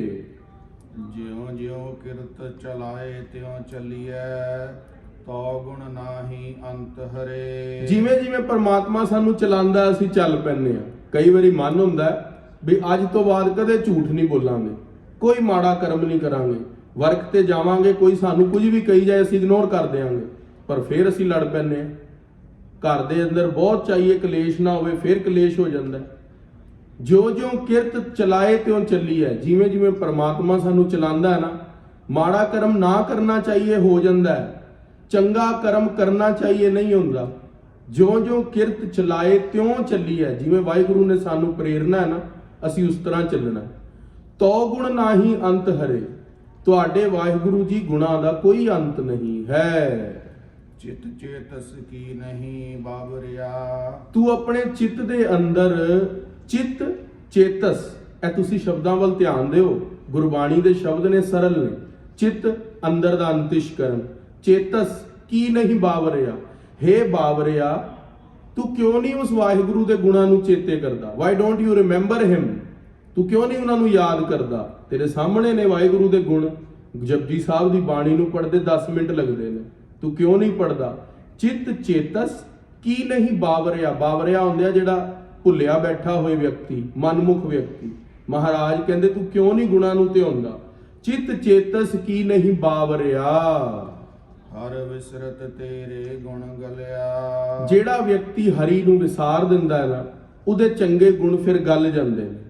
ਮੈਂ ਦੱਸਿਆ ਨਾ ਪਹਿਲਾਂ ਵੀ ਹਰ ਦੇ ਅੰਦਰ ਇੱਕ ਬਹੁਤ ਅੱਛੀ ਕੁਆਲਿਟੀ ਹੈ, ਉਹ ਉਜਾਗਰ ਨਹੀਂ ਹੋ ਪਾਉਂਦੀ। ਉਹ ਕੁਆਲਿਟੀ ਉਜਾਗਰ ਹੋਣ ਦੇ ਲਈ ਤੁਹਾਨੂੰ ਪਰਮਾਤਮਾ ਦੇ ਗੁਣ ਗਾਣੇ ਪੈਂਦੇ ਨੇ। ਫਿਰ ਪਰਮਾਤਮਾ ਸਾਰੇ ਪਾਸੋਂ ਫੋਕਸ ਹਟਾ ਕੇ ਤੇਰੀ ਉਸ ਕੁਆਲਿਟੀ ਨੂੰ ਬੜਾ ਬ੍ਰਾਈਟ ਕਰ ਦਿੰਦਾ। ਉਸ ਕੁਆਲਿਟੀ ਬ੍ਰਾਈਟ ਹੋਣ ਕਰਕੇ ਤੂੰ ਸੰਸਾਰ ਦੇ ਅੰਦਰ ਬੜੀ ਸ਼ੋਹਰਤ ਪ੍ਰਾਪਤ ਕਰਦਾ। ਚਿੱਤ ਚੇਤਸ ਕੀ ਨਹੀਂ ਬਾਵਰਿਆ, ਹਰ ਬਿਸਰਤ ਤੇਰੇ ਗੁਣ ਗਲਿਆ ਰਹਾਓ। ਹਰੀ ਵਾਹਿਗੁਰੂ ਤੋਂ ਜਦੋਂ ਤੂੰ ਬਿਸਰ ਜਾਵੇਂਗਾ, ਤੇਰੇ ਚੰਗੇ ਗੁਣ ਵੀ ਗਲ ਜਾਣਗੇ। ਹਰ ਬਿਸਰਤ ਤੇਰੇ ਗੁਣ ਗਲਿਆ, ਤੇਰੇ ਗੁਣ ਗਲਣ ਲੱਗ ਜਾਣਗੇ। ਇਸ ਕਰਕੇ ਜੇ ਤੂੰ ਚਾਹਨਾ ਹੈ ਕਿ ਤੇਰੀ ਜਿਹੜੀ ਕੁਆਲਿਟੀਆਂ ਨੇ ਉਹ ਹੋਰ ਵੱਧ ਜਾਣ, ਤੇ ਤੂੰ ਪਰਮਾਤਮਾ ਦੇ ਨਾਮ ਨੂੰ ਧਿਆਇਆ ਕਰ। ਨਾਨਕ ਨਿਰਗੁਣ ਗੁਣ ਕਰੇ, ਗੁਣਵੰਤਿਆਂ ਗੁਣ ਦੇ। ਜਪਜੀ ਸਾਹਿਬ ਮਹਾਰਾਜ ਨੇ ਕਿਹਾ ਪਰਮਾਤਮਾ ਦਾ ਕੰਮ ਕੀ ਹੈ? ਜਿਹੜੇ ਤਾਂ ਨਿਰਗੁਣ ਨੇ ਮੇਰੇ ਵਰਗੇ, ਪਰਮਾਤਮਾ ਉਹਨਾਂ ਨੂੰ ਗੁਣ ਦੇ ਦਿੰਦਾ ਬਹੁਤ ਚੰਗੇ। ਨਾਨਕ ਨਿਰਗੁਣ ਗੁਣ ਕਰੇ, ਗੁਣਵੰਤਿਆਂ ਗੁਣ ਦੇ। ਜਿਹੜੇ ਤੁਹਾਡੇ ਸੰਗਤ ਦੇ ਅੰਦਰ ਗੁਣਵਾਨ ਵਿਅਕਤੀ ਨੇ, ਮਹਾਰਾਜ ਨੂੰ ਉਹਨਾਂ ਨੂੰ ਹੋਰ ਗੁਣ ਦੇ ਦਿੰਦਾ, ਹੋਰ ਬਖਸ਼ਿਸ਼ਾਂ ਕਰ ਦਿੰਦਾ। ਤੋ ਮਹਾਰਾਜ ਕਹਿੰਦੇ ਚਿਤ ਚੇਤਸ ਕੀ ਨਹੀਂ ਬਾਵਰਿਆ, ਹਰ ਬਿਸਰਤ ਤੇਰੇ ਗੁਣ ਗਲਿਆ। ਤੇ ਬੀਬੀ ਅਮਰੋ ਜੀ ਅੰਮ੍ਰਿਤ ਵੇਲੇ ਜਦੋਂ ਪੜ੍ਹਦੇ ਹੋਣਗੇ, ਚਿਤ ਚੇਤਸ ਕੀ ਨਹੀਂ ਬਾਵਰਿਆ, ਹਰ ਬਿਸਰਤ ਤੇਰੇ ਗੁਣ ਗਲਿਆ, ਤੇ ਨਾਲ ਦਹੀਂ ਨਿੜਕਦੇ ਹੋਣਗੇ, ਕਿੰਨਾ ਆਨੰਦ ਆਉਂਦਾ ਹੋਏਗਾ। ਹੁਣ ਬੀਬੀ ਅਮਰੋ ਜੀ ਤੋਂ ਬਚਨ ਸਰਵਣ ਕਰਕੇ ਬਾਬਾ ਅਮਰਦਾਸ ਜੀ ਅਰਥ ਪੁੱਛ ਰਹੇ ਨੇ ਤੇ ਬੀਬੀ ਅਮਰੋ ਜੀ ਅਰਥ ਵੀ ਦੱਸ ਰਹੇ ਨੇ। ਕਹਿੰਦੇ ਪ੍ਰਮਾਤਮਾ ਦੇ ਗੁਣ ਨਾ ਧਿਆਨ ਕਰਕੇ ਸ਼ੁਭ ਗੁਣ ਗੱਲ ਜਾਂਦੇ ਨੇ। ਰਹਾਉ ਵਿਸ਼ਰਾਮ ਦੇ ਕੇ ਸੱਚੇ ਪਾਤਸ਼ਾਹ ਮਹਾਰਾਜ ਬਚਨ ਕਰਦੇ ਨੇ। ਜਾਲੀ ਹੈਨ ਜਾਲ ਦਿਨ ਜਾਲੀ ਰਹਿਣ। ਜਾਲੀ ਹੈਨ ਜਾਲ ਦਿਨ ਹੁਆ। ਇਹ ਪਾਠ ਲੱਗਦਾ ਗਲਤ ਛਪਿਆ, ਜਾਲੀ ਰਹਿਣ ਹੈ ਪਾਠ, ਜਾਲੀ ਰਹਿਣ। ਜਾਲੀ ਰੈਨ ਜਾਲ ਦਿਨ ਹੁਆ। ਜਾਲੀ ਰੈਨ ਜਾਲ ਦਿਨ ਹੁਆ। ਹੁਣ ਤੁਸੀਂ ਸਾਰੇ ਦਿਨ ਦੇ ਧੰਦਿਆਂ ਦੇ ਅੰਦਰ ਕਿਤੇ ਨਾ ਕਿਤੇ ਕੋਈ ਨਾ ਕੋਈ ਕੰਮ ਵਿੱਚ ਫਸ ਜਾਂਦੇ ਹੋ। ਮਹਾਰਾਜ ਕਹਿੰਦੇ ਜਾਲੀ ਰੈਨ ਜਾਲ ਦਿਨ ਹੁਆ। ਜਿਹੜਾ ਦਿਨ ਹੈ ਨਾ ਇੱਕ ਵੱਡਾ ਜਾਲ ਹੈ, ਉਹ ਬੰਦੇ ਨੂੰ ਕਰਮਾਂ ਦੇ ਅੰਦਰ ਫਸਾ ਲੈਂਦਾ। ਗੁਰਦੁਆਰੇ ਆ ਕੇ ਬਹਿਣਾ ਚਾਹੇ ਫਟ ਫੋਨ ਵੱਜ ਜਾਂਦਾ ਵੀ ਤੂੰ ਪਹੁੰਚਿਆ ਨਹੀਂ, ਉਹ ਮੈਂ ਨਿਕਲ ਪਿਆ ਗੁਰਦੁਆਰੇ ਤੋਂ। ਹਜੇ ਅੰਦਰ ਬੈਠਾ ਹੋਏਗਾ, ਇੱਥੇ ਬੈਠੇ ਝੂਠ ਬੋਲ ਦੇਵੇਗਾ ਮੈਂ ਤਾਂ ਨਿਕਲ ਪਿਆ। ਜਾਲੀ ਰਹਿਣ ਤੇ ਰਾਤ ਜਿਹੜੀ ਹੈ ਉਹ ਇੱਕ ਛੋਟੀ ਜਾਲੀ ਹੈ, ਜਿਹੜਾ ਦਿਨ ਹੈ ਉਹ ਵੱਡਾ ਜਾਲ ਹੈ। ਦਿਨ ਦੇ ਅੰਦਰ ਅਸੀਂ ਜਾਗਦੇ ਹੁੰਨੇ ਆ, ਬਹੁਤ ਚੰਗੇ ਤੇ ਮਾੜੇ ਕਰਮ ਕਰਦੇ ਆ। ਦਿਨ ਵੇਲੇ ਕਰਮ ਵੱਧ ਕਰਦੇ ਆ ਤਾਂ ਇੱਕ ਵੱਡਾ ਜਾਲ ਹੈ। ਜਾਲੀ ਰੈਣ, ਰੈਣ ਕਹਿੰਦੇ ਨੇ ਰਾਤ ਨੂੰ। ਰਾਤੀ ਸੋ ਜਾਂਦੇ ਆ, ਜਿਹੜੇ ਫੁਰਨੇ ਕੁਫੁਰਨੇ ਕਰਦੇ ਆ ਰਾਤ ਨੂੰ ਅਸੀਂ, ਉਹਦੇ ਕਰਕੇ ਵੀ ਕੁਝ ਸਾਨੂੰ ਕਰਮ ਭੋਗਣੇ ਪੈਂਦੇ ਨੇ। ਜਾਲੀ ਰੈਣ ਜਾਲ ਦਿਨ ਹੁਆ। ਜੇਤੀ ਘੜੀ ਫਾਹੀ ਤੇਤੀ। ਜਿੰਨੇ ਘੜੀਆਂ ਅਸੀਂ ਬਤੀਤ ਕਰ ਰਹੇ ਹਾਂ ਸੰਗਤ ਤੋਂ ਬਿਨਾ, ਜਿੰਨੀ ਘੜੀਆਂ ਪਰਮੇਸ਼ਵਰ ਦੇ ਨਾਮ ਤੋਂ ਬਿਨਾ ਬਤੀਤ ਕਰ ਰਹੇ ਆ ਨਾ, ਜੇਤੀ ਘੜੀ ਫਾਹੀ ਤੇਤੀ, ਉਨੇ ਹੀ ਸਾਨੂੰ ਫਾਹੇ ਪੈ ਰਹੇ ਨੇ, ਉਨੇ ਹੀ ਅਸੀਂ ਕਾਮ ਕ੍ਰੋਧ ਮੋਹ ਹੰਕਾਰ ਦੇ ਅੰਦਰ ਫਸ ਰਹੇ ਹਾਂ। ਰਸ ਰਸ ਚੋਗ ਚੁਗਹਿ ਨਿਤ ਫਾਸੈ। ਕਹਿੰਦੇ ਬੰਦਾ ਜਿਹੜਾ ਹੈ ਨਾ ਉਹ ਰਸ ਰਸ ਚੋਗ ਚੁਗਹਿ ਨਿਤ ਫਸ ਹੈ। ਕਿਸੇ ਨੂੰ ਦੱਸਦਾ ਕੰਮ ਦੇ ਉੱਤੇ ਵੀ ਮੈਂ ਫਲਾਣੇ ਕਲੱਬ ਗਿਆ ਸੀਗਾ, ਉੱਥੇ ਚਿਕਨ ਬਹੁਤ ਸਵਾਦ ਸੀਗਾ, ਉਹ ਕਹਿੰਦਾ ਚੱਲ ਮੈਂ ਵੀ ਕੱਲ ਜਾ ਕੇ ਖਾ ਕੇ ਆਣਾ। ਉਹ ਰਸ ਦੇ ਕਰਕੇ ਇੱਕ ਜੀਵ ਦੀ ਹੱਤਿਆ ਨੂੰ ਛਕ ਲੈਂਦਾ, ਫੇਰ ਹੋਰ ਜੂਨੀਆਂ ਦੇ ਅੰਦਰ ਫਸਦਾ ਰਸਦਾ। ਰਸ ਰਸ ਚੋਗ ਚੁੱਕਾ ਹੈ, ਕਿਸੇ ਦੀ ਨਿੰਦਾ ਸੁਣਦਾ ਹੈ, ਹੋਰ ਵੱਧ ਕੇ ਨਿੰਦਾ ਕਰਨ ਲੱਗ ਜਾਂਦਾ ਹੈ। When you hear some criticise of someone else, ਤੁਸੀਂ ਆਪ ਕ੍ਰਿਟਿਸਾਈਜ਼ ਕਰਦੇ ਹੋ, ਹੋਰ ਜ਼ਿਆਦਾ ਤੋਂ ਜ਼ਿਆਦਾ ਬੰਧਨਾਂ 'ਚ ਫਸਦੇ ਰਹਿੰਦੇ ਹੋ। ਮਹਾਰਾਜ ਕਹਿੰਦੇ ਨੇ ਕਿ ਰਸ ਰਸ, ਉਹ ਜਿਹੜਾ ਰਸ ਆਂਦਾ ਨਾ ਤੈਨੂੰ ਨਿੰਦਾ ਕਰਨ ਦੇ ਅੰਦਰ, ਨਿੰਦਾ ਕਰਦੇ ਹੋਏ ਕਦੀ ਅਸੀਂ ਕਿਸੇ ਦੀ ਕ੍ਰਿਟਿਸਾਈਜ਼ ਕਰ ਰਿਹਾ ਹੋਏ ਨਾ, ਕੋਈ ਨੂੰ ਸੁਣਦੇ ਆ ਨਾ, ਬੜੇ ਇਕਾਗਰ ਹੋ ਜਾਂਦਾ ਮਨ, ਹੋਰ ਧਿਆਨ ਨਾਲ ਸੁਣਦਾ। ਉਹ ਮਹਾਰਾਜ ਕਹਿੰਦੇ ਤੂੰ ਦੇ ਰਸ ਦੇ ਅੰਦਰ ਹੋਰ ਫਸ ਰਿਹਾ, ਆਪਣੇ ਜੀਵਨ ਨੂੰ ਫਸਾ ਰਿਹਾ। ਜਦੋਂ ਅਸੀਂ ਕਿਸੇ ਦਾ ਪਰਾਇਆ ਧਨ ਚੋਰੀ ਕਰਦੇ ਆ, ਪਰਾਈ ਇਸਤਰੀ ਤੇ ਨਿਗਾਹ ਰੱਖਦੇ ਆ, ਤਦੋਂ ਮਨ ਬੜਾ ਇਕਾਗਰ ਹੋ ਕੇ ਉਸ ਇਸਤਰੀ ਵੱਲ ਦੇਖਦਾ। ਉਹ ਤੂੰ ਰਸ ਦੇ ਅੰਦਰ ਫਸ ਰਿਹਾ। ਰਸ ਰਸ ਚੋਗ ਚੁਗੈ ਨਿਤ ਫਸ ਹੈ, ਤੇ ਉਹ ਫਾਹੀ ਤੇਰੇ ਗਲ ਦੇ ਅੰਦਰ ਪਈ ਜਾ ਰਹੀ ਹੈ। ਛੂਟਸ ਮੂੜੇ ਕਵਨ ਗੁਣੀ। ਹੁਣ ਕਿਹੜੇ ਗੁਣਾ ਕਰਕੇ ਉਹ ਤੋਂ ਬਚਿਆ ਜਾਵੇ? ਕਿਉਂਕਿ ਜਿਹੜਾ ਗੁਰੂ ਹੁੰਦਾ ਹੈ ਨਾ, ਉਹ ਸਭ ਤੋਂ ਪਹਿਲੇ ਪ੍ਰੋਬਲਮ ਨੂੰ ਡਾਇਗਨੋਸ ਕਰਦਾ ਵੀ ਪ੍ਰੋਬਲਮ ਹੈ ਕੀ ਹੈ। ਹੁਣ ਸਾਡੇ ਸਾਰਿਆਂ ਦੀ ਇਹੀ ਕਾਮਨ ਪ੍ਰੋਬਲਮ ਹੈ ਵੀ ਅਸੀਂ ਨਿੰਦਾ ਵੀ ਕਰ ਰਹੇ ਹਾਂ, ਜੀਭ ਦਾ ਰਸ ਵੀ ਨਹੀਂ ਛੱਡ ਰਹੇ, ਨਿੰਦਾ ਸੁਣ ਵੀ ਰਹੇ ਹਾਂ। ਇਹ ਸਾਡੇ ਸਾਰਿਆਂ ਦੀ ਇੱਕ ਕਾਮਨ ਪ੍ਰੋਬਲਮ ਹੈ। ਹੁਣ ਗੁਰੂ ਪਾਤਸ਼ਾਹ ਮਹਾਰਾਜ ਨੇ ਪ੍ਰੋਬਲਮ ਸਾਡੀ ਡਾਇਗਨੋਸ ਕਰਕੇ ਸਾਹਮਣੇ ਰੱਖਤੀ ਹੈ ਵੀ ਗੋ ਟੂ ਅ ਡਾਕਟਰ। ਜੇ ਅਸੀਂ ਉਹਨੂੰ ਦੱਸਾਂਗੇ ਨਹੀਂ ਸਾਨੂੰ ਪ੍ਰੋਬਲਮ ਹੈ, ਉਹ ਸਾਨੂੰ ਕਿਸ ਤਰ੍ਹਾਂ ਮੈਡੀਕੇਸ਼ਨ ਸ਼ੁਰੂ ਕਰੇਗਾ ਤੇ ਪਰਹੇਜ਼ ਦੱਸੇਗਾ। ਜੇ ਅਸੀਂ ਦਵਾਈ ਕੱਲੀ ਲੈ ਲਈਏ, ਪਰਹੇਜ਼ ਨਾ ਕਰੀਏ ਤਾਂ ਵੀ ਆਰਾਮ ਨਹੀਂ ਆਣਾ, ਕੱਲਾ ਪਰਹੇਜ਼ ਕਰ ਲਈਏ, ਦਵਾਈ ਨਾ ਲਈਏ ਤਾਂ ਵੀ ਨਹੀਂ ਆਰਾਮ ਆਣਾ। ਗੁਰੂ ਪਾਤਸ਼ਾਹ ਮਹਾਰਾਜ ਹੁਣ ਸਾਨੂੰ ਦਵਾਈ ਤੇ ਪਰਹੇਜ਼ ਦੋਨੋਂ ਦੱਸਣਗੇ। ਇਹ ਪਿਛਲੀ ਪੰਕਤੀ ਦੁਬਾਰਾ ਪੜੋ ਜੀ। ਰਸ ਰਸ ਚੋਗ ਚੁਗਹਿ ਨਿਤ ਫਾਸੈ। ਛੂਟਸ ਮੂੜੇ ਕਵਨ ਗੁਣੀ। ਛੂਟਸ ਮੂੜੇ ਕਵਨ ਗੁਣੀ। ਹੁਣ ਕਿਹੜੇ ਗੁਣਾ ਕਰਕੇ ਛੁੱਟਿਆ ਜਾਵੇ? ਹੁਣ ਅਸੀਂ ਰਸ ਤਾਂ ਭੋਗਦੇ ਆ, ਉਹ ਰਸਾਂ ਕਰਕੇ ਜੁਨੀਆਂ 'ਚ ਵੀ ਪੈਨੇ ਆ। ਹੁਣ ਕਿਹੜੇ ਗੁਣਾ ਕਰਕੇ ਬਚਿਆ ਜਾਵੇ ਉਹ ਦੱਸਦੇ ਨੇ। ਕਾਇਆ ਆਰਨ ਮਨ ਵਿੱਚ ਲੋਹਾ। ਹੁਣ ਗੁਰੂ ਪਾਤਸ਼ਾਹ ਮਹਾਰਾਜ ਦੇਖੋ ਖਾਲਸਾ ਜੀ 552 ਸਾਲ ਪਹਿਲਾਂ ਹੋਏ ਨੇ, ਪਰ ਜਿਹੜੀ ਟੈਕਨੋਲੋਜੀ ਸ਼ਬਦ ਦੀ ਸਮਝਾਈ ਹੈ ਨਾ, ਉਹ ਸਾਇੰਸ ਨੂੰ ਵੀ ਫੇਲ ਕਰ ਜਾਂਦੀ ਹੈ। ਦਾਸ ਨੇ ਵੀ ਮਕੈਨੀਕਲ ਇੰਜੀਨੀਅਰਿੰਗ ਕੀਤੀ ਹੈ, ਤੇ ਮੈਨੂੰ ਐਸੇ ਸ਼ਬਦ ਪੜ੍ਹ ਕੇ ਬੜਾ ਹੀ ਆਨੰਦ ਆਉਂਦਾ ਜਿਹਦੇ ਅੰਦਰ ਗੁਰੂ ਪਾਤਸ਼ਾਹ ਮਹਾਰਾਜ ਨੇ ਇੰਜੀਨੀਅਰਿੰਗ ਦੇ ਕਨਸੈਪਟ ਨਾਲ ਸਮਝਾਇਆ। ਕਾਇਆ ਆਹਰਣ ਮਨ ਵਿੱਚ ਲੋਹਾ। ਕਹਿੰਦੇ ਜਿਹੜਾ ਸਰੀਰ ਹੈ ਨਾ, ਉਹ ਇੱਕ ਫਰਨੈਂਸ ਹੈ, ਭੱਠੀ ਹੈ। ਕਾਇਆ ਆਹਰਣ, ਮਨ ਵਿੱਚ ਲੋਹਾ, ਜਿਹੜਾ ਸਾਡਾ ਮਨ ਹੈ ਫੁਰਨੇ ਕੁ ਫੁਰਨੇ ਕਰਦਾ ਹੈ, ਉਹ ਵਿੱਚ ਉਸ ਫਰਨੈਸ ਦੇ ਲੋਹਾ ਪਾਇਆ ਹੋਇਆ ਹੈ। ਪੰਚ ਅਗੰਤ ਲਾਗ ਰਹੀ। ਹੁਣ ਜਿਹੜੀ ਪੰਜ ਅਗਨੀਆਂ ਨੇ, ਕਾਮ, ਕ੍ਰੋਧ, ਲੋਭ, ਮੋਹ ਤੇ ਹੰਕਾਰ, ਉਹ ਉਸ ਭੱਠੀ ਦੇ ਅੰਦਰ ਫਾਇਰ ਵੀ ਹੁੰਦੀ ਹੈ, ਤਾਂ ਹੀ ਅਸੀਂ ਉਹਨੂੰ ਫਰਨੈਸ ਕਹਿੰਦੇ ਆ। ਕਹਿੰਦੇ ਪੰਜ ਅਗਨ ਤਿਤ ਲਾਗ ਰਹੀ, ਉਹ ਜਿਹੜੀ ਪੰਜ ਅਗਨੀਆਂ ਨੇ ਕਾਮ, ਕ੍ਰੋਧ, ਲੋਭ, ਮੋਹ, ਹੰਕਾਰ ਦੀਆਂ, ਉਹ ਉਸ ਫਰਨੈਸ ਦੇ ਅੰਦਰ ਜਲ ਰਹੀਆਂ ਨੇ। ਸਰੀਰ ਜਿਹੜਾ ਹੈ ਸਾਡਾ, ਉਹ ਇੱਕ ਭੱਠੀ ਹੈ, ਫਰਨੈਸ ਹੈ। ਮਨ ਇੱਕ ਲੋਹਾ ਹੈ, ਉਹਦੇ ਅੰਦਰ ਕਾਮ, ਕ੍ਰੋਧ, ਲੋਭ, ਮੋਹ ਦੀ ਅਗਨ ਜਿਹੜੀ ਆ ਉਹ ਮਨ ਨੂੰ ਯਾਨੀ ਕਿ ਲੋਹੇ ਨੂੰ ਤਪਾ ਰਹੀ ਹੈ। ਕੋਇਲੇ ਪਾਪ ਪੜੇ ਤਿਸ ਉਪਰ। ਤੇ ਕੋਇਲੇ ਪਾਪ ਪੜੇ ਤਿਸ ਉਪਰ। ਹੁਣ ਫਰਨੈਸ ਦੇ ਅੰਦਰ ਕੋਲ ਵੀ ਹੁੰਦਾ, ਕਿਉਂਕਿ ਫਿਊਲ ਵੀ ਤਾਂ ਚਾਹੀਦਾ ਨਾ ਫਾਇਰ ਨੂੰ ਬਰਨ ਕਰਨ ਵਾਸਤੇ। ਤੇ ਕਹਿੰਦੇ ਜਿਹੜੇ ਪਾਪ ਤੇ ਪੁੰਨ ਦੇ ਕੋਲੇ ਪਏ ਹੋਏ ਨੇ, ਉਹ ਦਿਨ ਪ੍ਰਤੀ ਦਿਨ ਉਸ ਫਰਨੈਸ ਨੂੰ, ਭੱਠੀ ਨੂੰ ਜਲਾ ਰਹੇ ਨੇ। ਕੋਇਲੇ ਪੜੇ ਤਿਸੀ ਉੱਪਰ, ਉਹ ਕੋਇਲੇ ਜਿਹੜੇ ਨੇ ਉਹਦੇ ਉੱਤੇ ਪਏ ਨੇ। ਮਨ ਜੜਿਆ ਸੰਨੀ ਚਿੰਤ ਭਈ। ਆਹਾ, ਮਨ ਜਲਿਆ ਸੰਨੀ ਚਿੰਤ ਪਈ। ਇਹ ਖਾਲਸਾ ਜੀ ਸਾਡੇ ਜੀਵਨ ਨਾਲ ਬਿਲਕੁਲ ਟੁਕਦੀ ਆ ਪੰਕਤੀ। ਹੁਣ ਜਿਹੜਾ ਮਨ ਹੈ ਉਹ ਜਲ ਰਿਹਾ, ਕਿਸ ਤਰ੍ਹਾਂ? ਚਿੰਤਾ ਦੀ ਸੰਨੀ ਕਰਕੇ। ਸੰਨੀ ਇੱਕ, ਜਦੋਂ ਤੁਸੀਂ ਲੋਹਾਰ ਕੋਲ ਦੇਖੋ, ਉਹ ਜਦੋਂ ਲੋਹੇ ਨੂੰ ਤਪਾਉਂਦਾ ਹੈ ਨਾ, ਤੇ ਇੱਕ ਟੌਂਗ ਪਕੜੀ ਹੁੰਦੀ ਹੈ ਉਹਨੇ, ਜਿਸ ਦੇ ਨਾਲ ਉਹ ਲੋਹੇ ਨੂੰ ਕੱਢਦਾ ਹੈ, ਪਾਣੀ 'ਚ ਡਬੋਂਦਾ ਹੈ, ਡਿਜ਼ਾਇਰਡ ਸ਼ੇਪ ਅਚੀਵ ਕਰਦਾ ਹੈ, ਨਹੀਂ ਆਈ ਦੁਬਾਰਾ ਭੱਠੀ ਦੇ ਅੰਦਰ ਉਸ ਟੌਂਗ ਨਾਲ ਪਾਉਂਦਾ, ਹੱਥ ਨਾਲ ਥੋੜੀ ਪਾਉਂਦਾ। ਔਰ ਜਿਹੜੀ ਟੌਂਗ ਹੁੰਦੀ ਹੈ ਉਹਨੂੰ ਸੰਨੀ ਕਹਿੰਦੇ ਨੇ। ਇਹ ਪੰਜਾਬੀ ਦੇ ਸ਼ਬਦ ਨੇ, ਠੇਠ ਪੰਜਾਬੀ ਦੇ। ਮਹਾਰਾਜ ਆਪਣੀ ਬਾਣੀ 'ਚ ਲਿਖ ਰਹੇ ਨੇ। ਅੱਜ ਜਿਹੜੇ ਬੱਚੇ ਅੱਜ ਦਾ ਯੂਥ ਹੈ ਜਿਹੜਾ ਪੰਜਾਬੀ ਨਹੀਂ ਨਾ ਪੜ੍ਹਦਾ, ਉਹਨਾਂ ਨੂੰ ਗੁਰਬਾਣੀ ਪੜ੍ਹਨ 'ਚ ਤਾਂ ਪ੍ਰੋਬਲਮ ਆਉਂਦੀ ਹੈ। ਹੁਣ ਇਹ ਸ਼ਬਦ ਪੁਰਾਣੇ ਬਜ਼ੁਰਗਾਂ ਨੂੰ ਤਾਂ ਸਹਿਜ ਹੀ ਨੇ, ਵੀ ਜਿਹੜੀ ਸੰਨੀ ਹੁੰਦੀ ਹੈ ਅਸੀਂ ਟੌਂਗ ਨੂੰ ਕਹਿੰਦੇ ਆ। ਮਹਾਰਾਜ ਸੱਚੇ ਪਾਤਸ਼ਾਹ ਜੀ ਕਹਿੰਦੇ ਨੇ, ਦੁਬਾਰਾ ਪੰਕਤੀ ਪੜੋ ਜੀ। ਕਾਇਆ ਆਰਣ ਮਨ ਵਿੱਚ ਲੋਹਾ, ਪੰਚ ਅਗਨ ਤਿਤ ਲਾਗ ਰਹੀ। ਹਾਂਜੀ। ਕੋਇਲੇ ਪਾਪ ਪੜੇ ਤਿਸ ਉਪਰ। ਹਾਂਜੀ, ਮਨ ਅੱਗੇ। ਜਲਿਆ ਸੰਨੀ ਚਿੰਤ ਭਈ। ਮਨ ਜਲਿਆ ਸੰਨੀ ਚਿੰਤ ਪਈ। ਉਹ ਸੰਨੀ ਜਿਹੜੀ ਹੈ ਨਾ, ਉਹ ਚਿੰਤਾ ਰੂਪ ਹੈ। ਉਹ ਬਾਰ-ਬਾਰ ਜਿਹੜੀ ਚਿੰਤਾ ਹੈ, ਕਦੀ ਤੇ ਫਰਨੈਸ 'ਚ ਪਾ ਦਿੰਦੀ ਹੈ ਮਨ ਨੂੰ, ਕਦੀ ਕੱਢ ਕੇ ਠੰਡੇ ਪਾਣੀ 'ਚ ਪਾ ਦਿੰਦੀ ਹੈ।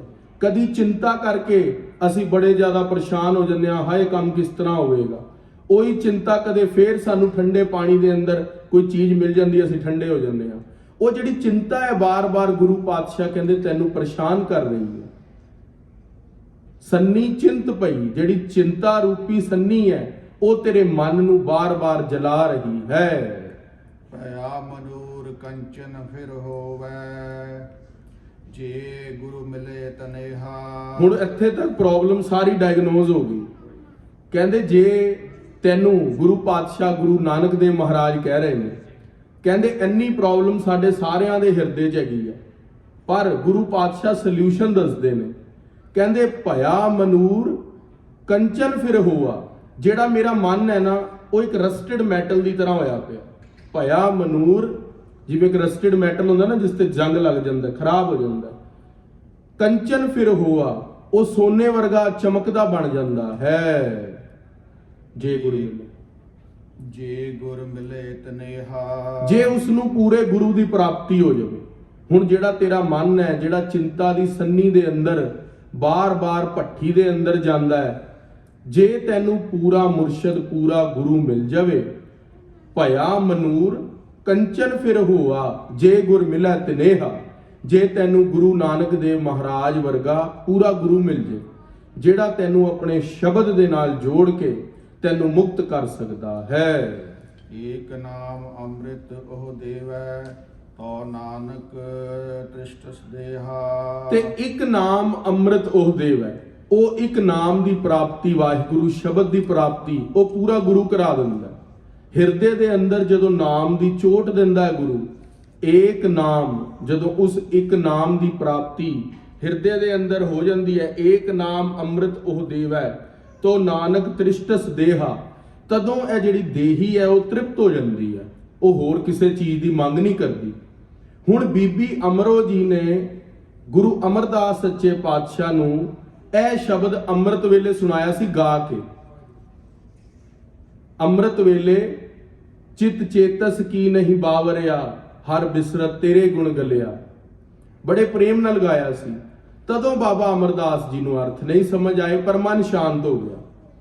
हुण बाबा अमरदास महाराज अमृत वेले जदों बतीत हो गया समा, दिन चढ़ गया, सूरज चढ़े दे अपनी नूंह दे कोल आए।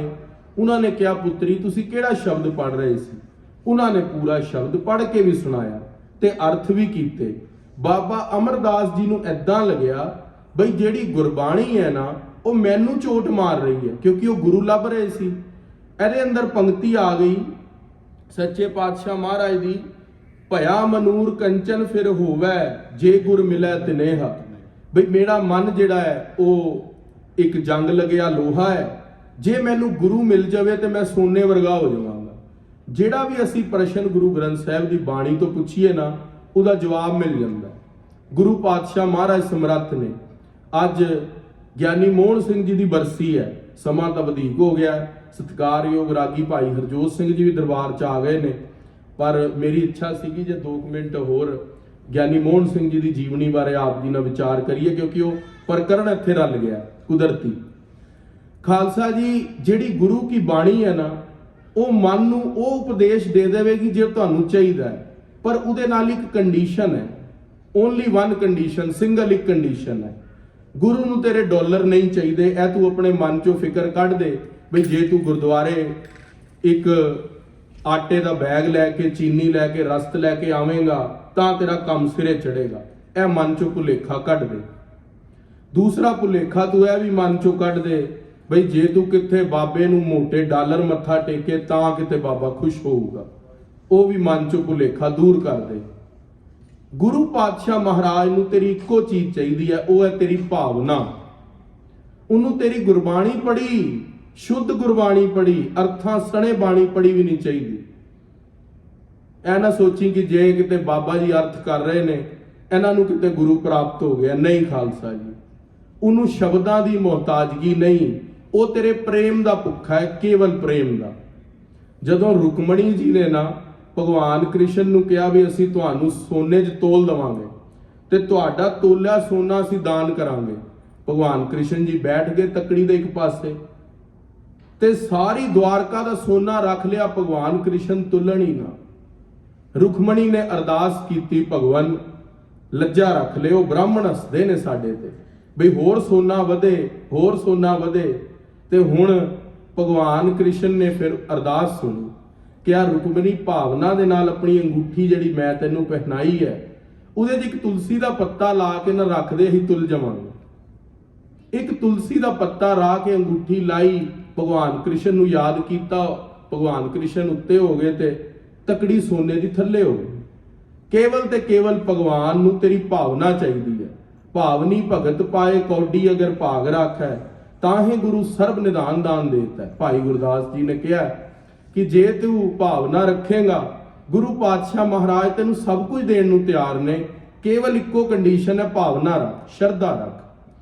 बाबा मोहन सिंह जी इत्थे तक गुरु अमरदास महाराज जी का इतिहास सीगा बई बाबा अमरदास जी ने जो फुरना कीता भावना करके, गुरु ने वही शब्द बख्शिश करता अमृत वेले बीबी अमरो दी रसना तो, उहदे नाल ही पूरे गुरु की प्राप्ति हुई। इसी तरह खालसा जी संत ज्ञानी मोहन सिंह जी जिन्हां दी अज बरसी है, 2 दसंबर नूं वैसे वो चढ़ाई करदे सी 2020 दे अंदर, 3 दसंबर नूं 1:40 ते उन्हां दा संस्कार होया सीगा। उन्हां दा जीवन भी बड़ा उच्चा ते सुच्चा, 102 साल दी उम्र होई है। जिहड़ा कलयुग हुंदा ना 100 साल दी उम्र दिंदा बंदे नूं, पर जे उस तो उत्ते कोई उम्र भोग लवे ते ओ देवते अपनी उम्र उन्होंने महापुरुष नूं दे दिंदे ने। रहो विचार। ज्ञानी मोहन सिंह जी दा बचन मैं कह के समाप्ति करांगा। एक वारी उन्हां दा जीवन बड़ा ते उच्चा ते सुच्चा सी। 1919 दे अंदर सरगोधे च उन्हां दा जन्म हुंदा है। पिता हरी सिंह जी, माता धर्म कौर जी दे घर। सरगोधे दे अंदर उन्हां दे पिता जी फौज दे अंदर सन ते बहुत भजन बंदगी वाले रूह सन। उन्हां ने ज्ञानी मोहन सिंह जी भिंडरां वाले महापुरुषां नूं गुरबाणी पढ़ाई ते गुरबाणी पढ़ाण दे करके उन्हां दा शुरू तो ही जीवन नितनेमी होया। नितनेम दे अंदर बड़े परपक्ष सन। 4 साल 4th ग्रेड तक, 4th जमात तक वो पढ़ते रहे सरगोधे दे अंदर ही। उपरंत फिर सरगोधे पढ़न तो बाद उन्हां दा जलंधर पिंड हैगा, उन्हां नूं उत्थे ले आए संत ज्ञानी मोहन सिंह जी नूं। ਫਿਰ 7ਵੀਂ ਤੱਕ ਉੱਥੇ ਪੜ੍ਹੇ ਤੇ 8ਵੀਂ ਜਮਾਤ ਦੇ ਅੰਦਰ ਜਦੋਂ ਹੋਏ ਤੇ ਉਹਨਾਂ ਦੇ ਪਿਤਾ ਜੀ ਚੜ੍ਹਾਈ ਕਰ ਗਏ, ਪਰ ਉਹ ਮਿਲਟਰੀ ਸਕੂਲ ਦੇ ਅੰਦਰ ਪੜ੍ਹਦੇ ਸਨ ਤੇ ਮਿਲਟਰੀ ਸਕੂਲ ਦੇ ਅੰਦਰ ਹੁਸ਼ਿਆਰ ਬੱਚਿਆਂ ਨੂੰ ਵਜ਼ੀਫਾ ਵੀ ਮਿਲਦਾ ਸੀ। ਸੰਤ ਗਿਆਨੀ ਮੋਹਨ ਸਿੰਘ ਜੀ ਬਹੁਤ ਜ਼ਿਆਦਾ ਵਿਦਵਾਨ ਸਨ। ਸਕੂਲ ਦੇ ਅੰਦਰ ਦੁਨਿਆਵੀ ਵਿੱਦਿਆ 8ਵੀਂ ਤੋਂ ਲੈ ਕੇ 10ਵੀਂ ਤੱਕ, ਕਿਉਂਕਿ ਪਹਿਲਾਂ ਮਿਲਟਰੀ ਦੇ ਜਿਹੜੇ 3 ਹੀ ਕਾਲਜ ਸੀਗੇ, ਇੱਕ ਜਲੰਧਰ ਦੇ ਅੰਦਰ ਸੀ, ਉਹਦੇ ਅੰਦਰ ਗਿਆਨੀ ਮੋਹਨ ਸਿੰਘ ਜੀ ਨੇ ਵਿੱਦਿਆ ਪ੍ਰਾਪਤ ਕੀਤੀ ਤੇ ਵਿੱਦਿਆ ਪ੍ਰਾਪਤ ਕਰਨ ਤੋਂ ਬਾਅਦ 1928 ਤੱਕ ਉਹਨਾਂ ਨੇ ਇਹ ਵਿੱਦਿਆ ਪ੍ਰਾਪਤ ਕੀਤੀ, 9 ਸਾਲ ਤੱਕ। ਤੇ ਜਦੋਂ 10ਵੀਂ ਦੇ ਅੰਦਰ ਹੋਏ ਤੇ ਇੱਕ ਜਰਨਲ ਨੌਲੇਜ ਦੇ ਗੋਰੇ ਕਰਨਲ ਨੂੰ ਉਹਨਾਂ ਨੇ ਸਵਾਲ ਕੀਤਾ ਵੀ ਇਹ ਦੁਨੀਆ ਕਿਸ ਤਰ੍ਹਾਂ ਪੈਦਾ ਹੋਈ ਹੈ, ਕਿੱਥੇ ਸਮਾ ਜਾਂਦੀ ਹੈ ਤੇ ਇਹਨੂੰ ਪੈਦਾ ਕਿਸਨੇ ਕੀਤਾ ਹੈ। ਉਹ ਜਰਨਲ ਨੌਲੇਜ ਵਾਲੇ ਜਿਹੜੇ ਗੋਰੇ ਪ੍ਰੋਫੈਸਰ ਨੇ ਜਵਾਬ ਦਿੱਤਾ ਵੀ ਇਹਦਾ ਕੋਈ ਸਾਨੂੰ ਪਤਾ ਨਹੀਂ ਹੈ, ਇਹ ਤੁਸੀਂ ਆਪਣੇ ਤੁਹਾਡੇ ਧਰਮ ਦੇ ਅੰਦਰ ਕੋਈ ਸੰਤ ਸਮਾਜ ਦਾ ਹੋਵੇ ਵਿਅਕਤੀ, ਉਹ ਆਨਸਰ ਕਰ ਸਕਦਾ। ਉਹ ਸੰਤ ਬਾਬਾ ਈਸ਼ਰ ਸਿੰਘ ਜੀ ਦੇ ਕੋਲ ਗਰਮੀ ਦੀ ਛੁੱਟੀਆਂ 'ਚ ਗਏ, ਇਹੀ ਸਵਾਲ ਦੁਬਾਰਾ ਪੁੱਛਿਆ, ਦੁਨੀਆ ਕਿਸ ਤਰ੍ਹਾਂ ਉਤਪਤ ਹੋਈ, ਕਿੱਥੋਂ ਦੁਨੀਆ ਬਣੀ, ਕਿਸਨੇ ਬਣਾਈ। ਉਹਨਾਂ ਨੇ ਕਿਹਾ ਤੁਹਾਡੇ ਪੁੱਤਰ ਪ੍ਰਸ਼ਨ ਦੇ ਸਾਰੇ ਉੱਤਰ ਗੁਰਬਾਣੀ 'ਚ ਨੇ, ਤੁਸੀਂ ਭਾਈ ਕਨਈਆ ਜੀ ਕੋਲ ਚਲੇ ਜਾਓ। ਭਾਈ ਕਨਈਆ ਜੀ ਕੋਲ ਗਏ, ਨਿਤਨੇਮੀ ਪਹਿਲਾਂ ਹੀ ਸੀਗੇ ਉੱਥੇ, ਜਿੱਥੇ ਪਿਤਾ ਜੀ ਚੜ੍ਹਾਈ ਕਰੇ ਸੀ ਪਿੱਛੋਂ ਮਾਤਾ ਜੀ ਵੀ ਚੜ੍ਹਾਈ ਕਰ ਗਏ ਤੇ ਹੁਣ ਯਤੀਮ ਹੋਣ ਕਰਕੇ ਸਾਧੂ ਮਹਾਪੁਰਸ਼ਾਂ ਦੇ ਕੋਲ ਸੰਗਤ ਹੋ ਗਈ ਤੇ ਉਹਨਾਂ ਸਾਧੂ ਮਹਾਪੁਰਸ਼ਾਂ ਨੇ ਗੁਰੂ ਦੀ ਕਿਰਪਾ ਦੇ ਨਾਲ ਜਿੱਥੇ ਭਾਈ ਕਨਈਆ ਜੀ ਨੇ ਅੰਮ੍ਰਿਤ ਦੀ ਦਾਤ ਦਿੱਤੀ, ਉੱਥੇ ਕੁਝ ਕੁ ਧਾਰਮਿਕ ਗ੍ਰੰਥ ਵੀ ਉਹਨਾਂ ਨੂੰ ਪੜ੍ਹਾਏ। ਉਹਦੇ ਬਾਅਦ ਭਾਈ ਕਨਈਆ ਜੀ ਨੇ ਉਹਨਾਂ ਨੂੰ ਕਿਹਾ ਬਈ ਤੁਸੀਂ ਗਿਆਨੀ ਖੇਮ ਸਿੰਘ ਜੀ ਕੋਲ ਵਿੱਦਿਆ ਪ੍ਰਾਪਤ ਕਰਨ ਲਈ ਚਲੇ ਜਾਓ। ਗਿਆਨੀ ਮੋਹਨ ਸਿੰਘ ਜੀ ਆਪਣੀ ਛੋਟੀ ਉਮਰ ਦੇ ਅੰਦਰ 15-16 ਸਾਲ ਦੀ ਉਮਰ ਦੇ ਅੰਦਰ ਵੇਦਾਂਤ ਦੇ ਗ੍ਰੰਥ, ਭਾਵਰ ਸਾਮ੍ਰਿਤ, ਪ੍ਰਬੋਧ ਚੰਦਰ ਨਾਟਕ, ਹਨੂਮਾਨ ਨਾਟਕ ਇਤਿਆਦਿਕ ਜਿਹੜੇ ਸਾਰ ਕਿਤਾਵਲੀ, ਇਹ ਸਾਰੇ ਗ੍ਰੰਥ ਪੜ੍ਹੇ ਗਿਆਨੀ ਖੇਮ ਸਿੰਘ ਜੀ ਹੋਰਾਂ ਕੋਲ। ਇਹ ਗ੍ਰੰਥ ਪੜ੍ਹਨ ਤੋਂ ਉਪਰੰਤ ਉਹਨਾਂ ਦੀ ਜਿਹੜੀ ਬਿਰਤੀ ਸੀ ਉਹ ਬੜੀ ਨਿਰਮਲ ਹੋ ਗਈ। ਇੱਕ ਦਿਨ ਆਨੰਦਪੁਰ ਕਲੌੜ ਵਿਖੇ ਕੁਝ ਸੰਤ ਸਮਾਜ ਇਕੱਠਾ ਹੋਇਆ ਸੀ, ਉੱਥੇ ਗਿਆਨੀ ਗੁਰਦਿੱਤ ਸਿੰਘ ਉਹਨਾਂ ਨੂੰ ਮਿਲੇ। 1938 ਦੀ ਗੱਲ ਹੈ, ਬਾਬਾ ਜੀ ਦੀ ਉਮਰ ਤਦ 19 ਸਾਲ ਦੀ ਸੀ, 1919 ਦਾ ਜਨਮ ਹੈ। 1938 ਦੇ ਅੰਦਰ ਗਿਆਨੀ ਹਰਦਿੱਤ ਸਿੰਘ ਮਿਲੇ। ਹਰਦਿੱਤ ਸਿੰਘ ਨੂੰ ਪੁੱਛਦੇ ਨੇ ਸਾਡਾ ਮਨ ਭਜਨ ਬੰਦਗੀ ਦਾ ਬਹੁਤ ਕਰਦਾ ਹੈ, ਪਰ ਜਿਹੜਾ ਮਨ ਹੈ ਉਹ ਭਜਨ ਬੰਦਗੀ ਦੇ ਅੰਦਰ ਸ਼ਾਂਤ ਨਹੀਂ ਹੋ ਪਾ ਰਿਹਾ। ਕਹਿੰਦੇ ਫਿਰ ਤੁਸੀਂ ਇੱਕ ਸਿੱਖ ਪੰਥ ਦੇ ਫਾਨੀ ਸੰਤ ਗੁਰਬਚਨ ਸਿੰਘ ਜੀ ਖਾਲਸਾ ਭਿੰਡਰਾਂ ਵਾਲੇ ਆਨੰਦਪੁਰ ਸਾਹਿਬ ਆਏ ਹੋਏ ਨੇ ਕਥਾ ਕਰਨ, ਤੁਸੀਂ ਉਹਨਾਂ ਨੂੰ ਮਿਲੋ। ਜਦੋਂ ਪੂਰਨ ਮਹਾਪੁਰਸ਼ ਤਤ ਬੇਤੇ ਵਿਦਿਆ ਮਾਰਤੰਡ ਬ੍ਰਹਮ ਦ੍ਰਿਸ਼ਟੀ ਬ੍ਰਹਮ ਨੇਸ਼ਟੀ ਸੰਤ ਗੁਰਬਚਨ ਸਿੰਘ ਜੀ ਖਾਲਸਾ ਭਿੰਡਰਾਂ ਵਾਲਿਆਂ ਨੂੰ 1938 ਦੇ ਅੰਦਰ ਆਨੰਦਪੁਰ ਸਾਹਿਬ ਮਿਲੇ, ਆਪਣੇ ਮਨ ਦੀ ਅਵਸਥਾ ਦੱਸੀ ਤੇ ਉਹਨਾਂ ਨੇ ਕਿਹਾ ਤੁਸੀਂ ਸਾਡੇ ਕੋਲ ਭਿੰਡਰੀ ਆ ਜਾਓ। ਜਦੋਂ ਭਿੰਡਰੀ ਪਹੁੰਚੇ, ਉੱਥੇ ਸੰਤ ਗੁਰਬਚਨ ਸਿੰਘ ਜੀ ਖਾਲਸਾ ਭਿੰਡਰਾਂ ਵਾਲਿਆਂ ਕੋਲ 5 ਗੁਰੂ ਗ੍ਰੰਥ ਸਾਹਿਬ ਮਹਾਰਾਜ ਜੀ ਦੀਆਂ ਕਥਾ ਸੰਪੂਰਨ ਸੁਣੀਆਂ। ਖਾਲਸਾ ਜੀ ਇੱਕ ਕਥਾ ਸੁਣੀਏ, 10ਵੇਂ ਪਾਤਸ਼ਾਹ ਦਾ ਹੁਕਮ ਹੈ ਕਿ ਜਿਹੜਾ ਮੇਰਾ ਖਾਲਸਾ ਅਰਥ ਸਣੇ, ਇੱਕ ਕਥਾ ਸੁਣੇਗਾ ਉਹ ਸੱਚਖੰਡ ਨੂੰ ਜਾਏਗਾ। ਤੇ 3 ਕਥਾਵਾਂ ਆਪਣੀ ਕਿਤਾਬਾਂ ਦੇ ਅੰਦਰ ਲਿਖੀਆਂ ਵੀ, ਨੋਟ ਵੀ ਕੀਤੇ ਅਰਥ। ਜਿਵੇਂ ਅਸੀਂ ਇੱਕ ਸ਼ਬਦ ਪੜ੍ਹਿਆ ਨਾ, ਤੁਸੀਂ ਦੇਖਿਆ ਤਕਰੀਬਨ ਅੱਧਾ ਘੰਟਾ ਲੱਗ ਗਿਆ ਇੱਕ ਸ਼ਬਦ ਨੂੰ ਵਿਚਾਰ ਕਰਦੇ ਹਾਂ। ਜੇ ਅਸੀਂ ਇਹਨੂੰ ਲਿਖਦੇ ਵੀ ਤਾਂ ਸਾਨੂੰ 1 ਘੰਟਾ ਲੱਗ ਜਾਂਦਾ। ਪੂਰਾ ਗੁਰੂ ਗ੍ਰੰਥ ਸਾਹਿਬ ਇੱਕੋ ਓੰਕਾਰ 18 10 20 ਤੱਕ 3 ਵਾਰੀ ਅਰਥ ਪਰਚੀਆਂ ਬਣਾ ਕੇ, ਨੋਟਸ ਬਣਾ ਕੇ ਲਿਖੇ। ਉਪਰੰਤ 1938 ਤੋਂ ਲੈ ਕੇ ਫਿਰ 1944 ਤੱਕ 5 ਸਾਲ ਹੋ ਗਏ। 5 ਸਾਲ ਬ੍ਰਹਮ ਵਿਦਿਆ ਪ੍ਰਾਪਤ ਕੀਤੀ। ਸ਼੍ਰੀ ਨਾਨਕ ਪ੍ਰਕਾਸ਼ ਗ੍ਰੰਥ, ਸ਼੍ਰੀ ਗੁਰਪ੍ਰਤਾਪ ਸੂਰਜ ਗ੍ਰੰਥ, ਭਾਈ ਨੰਦ ਲਾਲ ਜੀ ਦੀ ਬਾਣੀ, ਭਾਈ ਗੁਰਦਾਸ ਦੀਆਂ ਵਾਰਾਂ ਤੇ ਕਵਿਤ, ਇਹ ਸਾਰੀ ਗੁਰਬਾਣੀ ਸ਼੍ਰੀ ਦਸਮ ਗੁਰੂ ਗ੍ਰੰਥ ਸਾਹਿਬ ਅਰਥ ਸਣੇ ਪੜ੍ਹੀ। ਸ਼੍ਰੀ ਗੁਰੂ ਗ੍ਰੰਥ ਸਾਹਿਬ ਅਰਥ ਸਣੇ ਪੜ੍ਹ ਕੇ ਫਿਰ ਅੱਗੇ ਪ੍ਰਚਾਰ ਦੇ ਲਈ ਨਿਕਲ ਗਏ। ਜਦੋਂ ਸੰਤ ਗੁਰਬਚਨ ਸਿੰਘ ਜੀ ਨੇ ਦੇਖਿਆ ਵੀ ਇਹਨਾਂ ਦੀ ਜਿਹੜੀ ਬਿਰਤੀ ਹੈ ਉਹ ਤੀਵਰ ਬੁੱਧੀ ਹੈ, ਸ਼ਾਰਪ ਮਾਈਂਡ ਹੈ ਇਹਨਾਂ ਦਾ, ਬਹੁਤ ਨੌਲੇਜੇਬਲ ਨੇ, ਬਹੁਤ ਜ਼ਿਆਦਾ, ਕਿਉਂ ਨਾ ਇਹਨਾਂ ਨੂੰ ਵਿਦਿਆ ਦੇ ਅੰਦਰ ਠਾਕੁਰਾਂ ਦੇ ਦੁਆਰੇ ਵਿਖੇ ਅੰਮ੍ਰਿਤਸਰ ਸਾਹਿਬ ਵੇਦਾਂਤ ਪੜ੍ਹਨ ਲਈ ਭੇਜਿਆ ਜਾਏ। ਉੱਥੇ ਬਿਰਤੀ ਪ੍ਰਭਾਕਰ ਗ੍ਰੰਥ ਹੈ ਖਾਲਸਾ ਜੀ, ਬਹੁਤ ਕਠਿਨ ਗ੍ਰੰਥ ਹੈ। ਉਹਦੇ ਅੰਦਰ ਦੋਹਰੇ 3 ਹੀ ਆਉਂਦੇ ਨੇ, ਬਾਕੀ ਹੈ ਸਾਰਾ ਵਾਰਤਾ ਦੇ ਅੰਦਰ, ਪਰ ਕਠਿਨ ਗ੍ਰੰਥ ਹੈ। ਉਹ ਜਿਹੜਾ ਗ੍ਰੰਥ ਬਿਰਤੀ ਪ੍ਰਭਾਕਰ ਹੈ, ਉਹ ਪੜ੍ਹਨ ਦੇ ਲਈ ਜਦੋਂ ਠਾਕੁਰਾਂ ਦੇ ਦੁਆਰੇ ਪਹੁੰਚੇ, ਉੱਥੇ ਬੜੀ ਕਿਰਪਾ ਹੋਈ, ਮਹਾਪੁਰਸ਼ਾਂ ਦੇ ਕੋਲ ਵਿਦਿਆ ਪ੍ਰਾਪਤ ਕੀਤੀ ਤੇ ਹੋਰ ਸਿੰਘਾਂ ਨੂੰ ਵੀ ਪੜ੍ਹਾਉਣਾ ਸ਼ੁਰੂ ਕਰ ਦਿੱਤਾ। ਉੱਥੇ ਗਿਆਨੀ ਸੇਵਾ ਸਿੰਘ ਜੀ ਆਏ, ਜਿਹੜੇ ਮਹਾਪੁਰਸ਼ ਆਏ, ਉਹਨਾਂ ਨੇ ਦੇਖਿਆ ਵੀ ਇੰਨੀ ਨਿਰਮਲ ਬਿਰਤੀ ਦਾ ਮਾਲਕ ਹੈ, ਬੜੀ ਪਾਵਨ ਬਿਰਤੀ ਹੈ। ਗਿਆਨੀ ਸੇਵਾ ਸਿੰਘ ਜੀ ਅਨੰਦਪੁਰ ਸਾਹਿਬ ਇਮਾਰਤਾਂ ਦੀ ਸੇਵਾ ਕਰਾਉਂਦੇ ਸਨ। ਉਹਨਾਂ ਨੇ ਕਿਹਾ ਵੀ ਤੁਹਾਨੂੰ ਮਹੰਤੀ ਦਿੰਦੇ ਆ ਇਮਾਰਤਾਂ ਦੀ, ਵੀ ਤੁਸੀਂ ਅੱਗੇ ਸਾਰੀ ਗੱਦੀ ਚਲਾਓ, ਅਨੰਦਪੁਰ ਸਾਹਿਬ ਦੀ ਸਾਰੀ ਬਿਲਡਿੰਗਾਂ ਤੁਸੀਂ ਤਿਆਰ ਕਰਾਓ। ਤੇ ਉਹਨਾਂ ਨੇ ਕਿਹਾ ਵੀ ਅਸੀਂ ਨਹੀਂ ਕਰ ਸਕਦੇ, ਸਾਡਾ ਪਹਿਰਾ ਜਿਹੜਾ ਉਹ ਭਜਨ ਬੰਦਗੀ ਦਾ ਪਰਮੇਸ਼ਰ ਨੇ ਲਾਇਆ। ਜੇ ਅੱਜ ਕਿਸੇ ਨੂੰ ਕਹੀਏ ਨਾ ਵੀ ਤੁਹਾਨੂੰ ਗੁਰਦੁਆਰੇ ਦਾ ਪ੍ਰਧਾਨ ਬਣਾਉਣਾ ਹੈ, ਇੱਕ ਵਾਰੀ ਹਾਕ ਮਾਰਾਂਗੇ, ਮੇਰੇ ਖਿਆਲ ਪੂਰਾ ਦਰਬਾਰ ਭਰ ਜਾਵੇਗਾ ਪ੍ਰਧਾਨਾਂ ਦੇ ਨਾਲ। ਉਹ ਸੰਤਾਂ ਨੂੰ ਇੱਕ ਵਾਰੀ ਕਿਹਾ, ਉਹਨਾਂ ਨੇ ਕਿਹਾ ਨਹੀਂ। ਪਰ ਸੰਤ ਸੇਵਾ ਸਿੰਘ ਜੀ ਨੇ ਫਿਰ ਬਹੁਤ ਬੇਨਤੀ ਕੀਤੀ ਤੇ ਉਹਨਾਂ ਨੇ ਕਿਹਾ ਵੀ ਜੋ ਗੁਰੂ ਗ੍ਰੰਥ ਸਾਹਿਬ ਦਾ ਹੁਕਮਨਾਮਾ ਦੇ ਅੰਦਰ ਸੇਵਾ ਦਾ ਸ਼ਬਦ ਆ ਜਾਵੇ ਨਾ, ਤਾਂ ਫਿਰ ਅਸੀਂ ਸੇਵਾ ਪ੍ਰਵਾਨ ਕਰਾਂਗੇ। ਐਨੇ ਕਰਨੀ ਵਾਲੇ ਮਹਾਪੁਰਸ਼ ਸੀਗੇ। 5 ਸਿੰਘਾਂ ਨੇ ਮਿਲ ਕੇ ਇਕੱਠੇ ਅਰਦਾਸ ਕੀਤੀ, ਕੜਾਹ ਪ੍ਰਸ਼ਾਦ ਦੀ ਦੇਗ ਬਣਾਈ, ਹੁਕਮਨਾਮਾ ਆਇਆ, ਜੈਤਸਰੀ ਮਹੱਲਾ ਚੌਥਾ, ਜਿਨ ਹਰ ਹਿਰਦੇ ਨਾਮ ਨਾ ਬਸਿਓ, ਤਿਨ ਮਾਤ ਕੀਜੈ ਹਰ ਬਾਂਝਾ, ਉਨ ਸੁਣੀ ਦੇ ਫਿਰੈ ਬਿਨ ਨਾਵੈ, ਓਏ ਖਪ ਖਪ ਮੂਏ ਕਰਾਂਝਾ। ਤੇ ਬਚਨ ਆ ਗਿਆ ਭਜਨ ਬੰਦਗੀ ਦਾ। ਉੱਥੇ ਹੀ ਸਭ ਕੁਝ ਛੋੜ ਕੇ ਭਜਨ ਬੰਦਗੀ ਕਰਨ ਚੱਲ ਪਏ। ਸੇਵਾ ਪ੍ਰਧਾਨਗੀ ਨਹੀਂ ਲਈ, ਕਿਉਂਕਿ ਹੁਕਮਨਾਮੇ ਦੇ ਅੰਦਰ ਸੇਵਾ ਦਾ ਬਚਨ ਨਹੀਂ ਆਇਆ ਸੀ, ਭਜਨ ਬੰਦਗੀ ਦਾ ਬਚਨ ਆਇਆ ਸੀ। ਤੋ ਜਿਹੜਾ ਅੱਜ ਦਾ ਪ੍ਰਕਰਨ, ਜਦੋਂ ਇਹ ਬਚਨ ਸੁਣਿਆ, ਬਾਬਾ ਅਮਰਦਾਸ ਜੀ ਕਿਸ ਤਰ੍ਹਾਂ ਸਿੱਖੀ ਪ੍ਰਾਪਤ ਕੀਤੀ, ਉਹਨਾਂ ਨੇ ਵੀ ਇਹ ਬਚਨ ਸੁਣ ਕੇ ਗੁਰੂ ਘਰ ਦੇ ਅੰਦਰ ਐਂਟਰੀ ਮਾਰੀ। ਗਿਆਨੀ ਮੋਹਨ ਸਿੰਘ ਜੀ, ਉਹਨਾਂ ਨੇ ਵੀ ਬਚਨ ਸੁਣ ਕੇ ਵਾਪਸ ਫੇਰ ਖਾਲਸਾ ਜੀ 11 ਮਹੀਨੇ ਪੌਂਟਾ ਸਾਹਿਬ, 11 ਮਹੀਨੇ ਹਜੂਰ ਸਾਹਿਬ ਦੀ ਧਰਤੀ ਤੇ ਤਪ ਕੀਤਾ, ਰਿਸ਼ੀਆਂ ਮੁਨੀਆਂ ਦੀ ਤਰ੍ਹਾਂ। ਰੋਪੜ ਵੀ ਤਪ ਕੀਤਾ। ਬੜੀ ਭਜਨ ਬੰਦਗੀ ਕਰਨ ਤੋਂ ਬਾਅਦ ਅੰਮ੍ਰਿਤਸਰ ਸਾਹਿਬ ਉਹਨਾਂ ਦੀ ਥੋੜੀ ਜਿਹੀ ਤਬੀਅਤ ਖਰਾਬ ਹੋ ਗਈ ਸੀ। ਉਹਨਾਂ ਨੂੰ ਗਿਆਨੀ ਕਿਰਪਾਲ ਸਿੰਘ ਜੀ ਉਹ ਵਾਪਸ ਪਿੰਡਰੀ ਲਿਆਏ ਸਨ। ਉਹ ਵੈਦ ਜੀ ਵੀ ਸਨ, ਉਹਨਾਂ ਨੇ ਇਲਾਜ ਕੀਤਾ। ਸੰਤ ਗਿਆਨੀ ਮੋਹਨ ਸਿੰਘ ਜੀ ਦੀ ਜਿਹੜੀ ਸਿਹਤ ਹੈ ਉਹ ਦਰੁਸਤ ਹੋਈ। ਦਰੁਸਤ ਹੋਣ ਤੋਂ ਬਾਅਦ ਉਹ ਧੀਰੇ ਨਗਰ ਦੇ ਅੰਦਰ ਗਏ। ਧੀਰੇ ਵਿਖੇ ਸ਼੍ਰੀ ਗੁਰਪ੍ਰਤਾਪ ਸੂਰਜ ਗ੍ਰੰਥ ਦੀ ਸੰਪੂਰਨ ਕਥਾ ਉਹਨਾਂ ਨੇ ਕੀਤੀ। ਉੱਥੇ ਬਹੁਤ ਸੰਗਤ ਨੂੰ ਅੰਮ੍ਰਿਤ ਸੰਚਾਰ ਤੇ ਗੁਰਬਾਣੀ ਨਾਲ ਜੋੜਿਆ। ਬਹੁਤ ਸਿੰਘ ਸਾਹਿਬ ਤਿਆਰ ਕੀਤੇ। ਗਿਆਨੀ ਮੋਹਨ ਸਿੰਘ ਜੀ ਅਖੀਰਲੇ ਵੇਲੇ ਤੱਕ 1969, ਜੇ ਮੈਂ ਗਲਤ ਨਹੀਂ ਆ 26 ਜੂਨ, ਉਸ ਵੇਲੇ ਸੰਤ ਗੁਰਬਚਨ ਸਿੰਘ ਜੀ ਖਾਲਸਾ ਪਿੰਡਰਾਂ ਵਾਲੇ ਚੜ੍ਹਾਈ ਕੀਤੇ ਤੇ ਉੱਥੇ ਸੰਤ ਗੁਰਬਚਨ ਸਿੰਘ ਜੀ ਦੇ ਸੰਸਕਾਰ ਦੇ ਵੇਲੇ ਆਪ ਜੀ ਪਹੁੰਚੇ ਤੇ ਸੱਚੇ ਪਾਤਸ਼ਾਹ ਮਹਾਰਾਜ ਦੀ ਕਿਰਪਾ ਦੇ ਨਾਲ ਸੰਤ ਗੁਰਬਚਨ ਸਿੰਘ ਜੀ ਨੇ ਜਿਹੜਾ ਪਿੰਡਰਾਂ ਦਾ ਪ੍ਰਬੰਧ ਸੀਗਾ ਉਹ ਸਾਰਾ ਹੀ ਇਹਨਾਂ ਨੂੰ ਦੇ ਦਿੱਤਾ ਸੀ। ਪਰ ਨਿਮਰਤਾ ਹੋਣ ਕਰਕੇ ਉਹਨਾਂ ਨੇ ਅੱਗੇ ਸਤਿਕਾਰਯੋਗ ਸਿੰਘ ਸਾਹਿਬ ਗਿਆਨੀ ਕਰਤਾਰ ਸਿੰਘ ਜੀ ਨੂੰ ਕਿਹਾ, ਬਾਬਾ ਜੀ ਆਪ ਜੀ ਉਹਨਾਂ ਨੂੰ ਗੱਦੀ ਬਖਸ਼ੋ। ਉੱਥੇ ਵੀ ਗੱਦੀ ਪ੍ਰਵਾਨ ਨਹੀਂ ਕੀਤੀ, ਪਰ ਪਿੰਡਰਾਂ ਦਾ ਪ੍ਰਬੰਧ ਮਹਾਪੁਰਸ਼ਾਂ ਨੇ ਉਹਨਾਂ ਨੂੰ ਸੌਂਪਿਆ।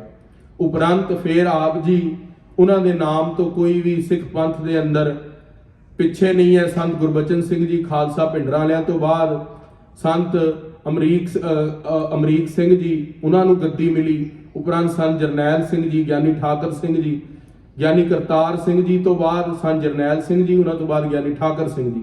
ਫਿਰ ਇਸ ਤਰ੍ਹਾਂ ਗੱਦੀ ਮਿਲਦੀ ਰਹੀ। ਪਰ ਸੰਤ ਮੋਹਨ ਸਿੰਘ ਜੀ ਆਪਣੇ ਸਥਾਨ ਦੇ ਉੱਤੇ ਪਿੰਡਰੀ ਰਹੇ ਤੇ ਭਜਨ ਬੰਦਗੀ ਚ ਲੀਨ ਰਹੇ।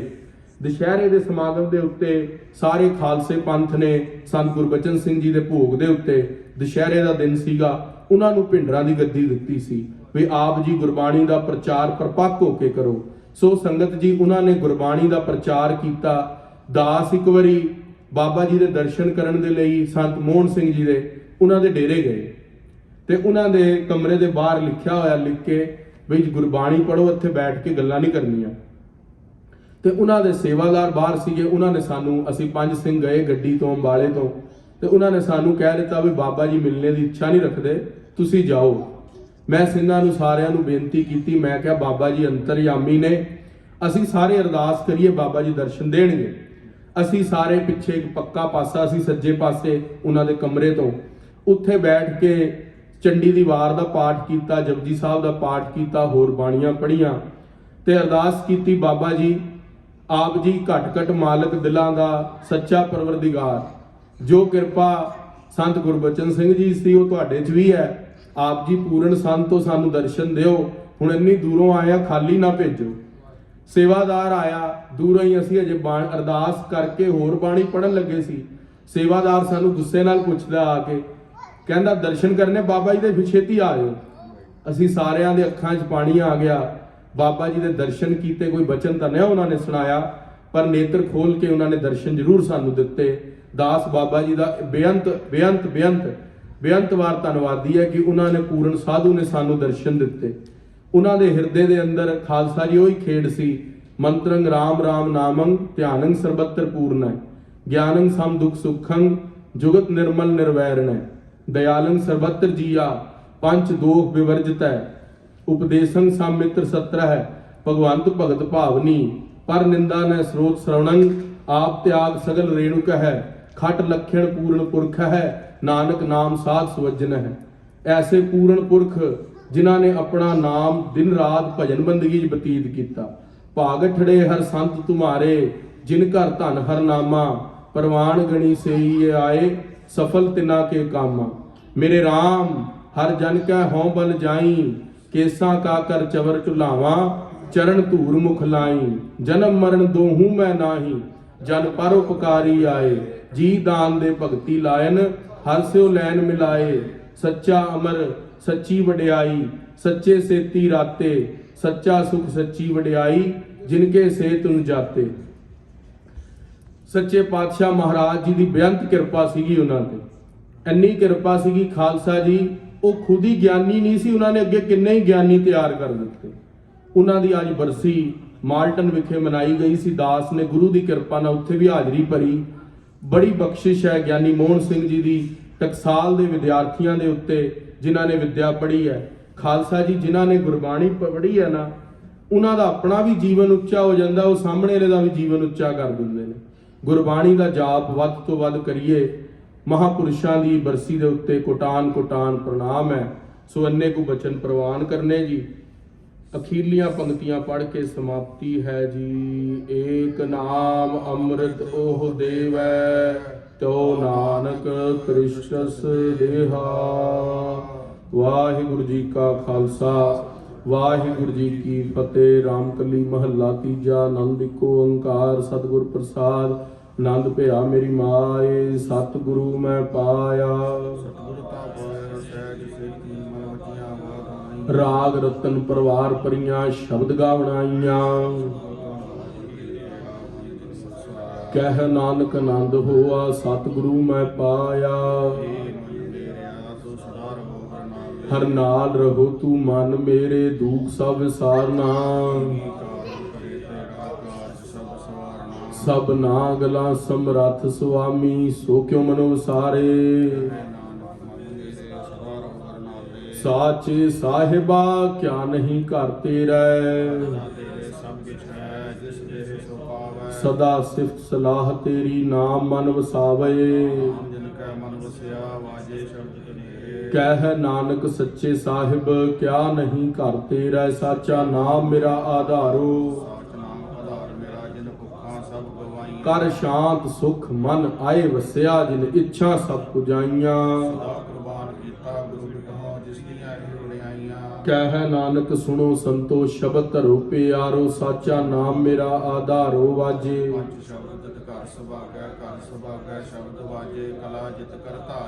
ਪੰਚ ਦੂਤ ਤੁਧ ਵਸ ਕੀਤੇ ਕਾਲ ਕੰਟਕ ਮਾਰਿਆ। ਕਹਿ ਨਾਨਕ ਤੈ ਸੁਖ ਹੋਆ ਤਿਤ ਕਰ ਅਨਹਦ ਵਾਜੇ। ਪਾਰ ਬ੍ਰਹਮ ਪ੍ਰਭ ਪਾਇਆ।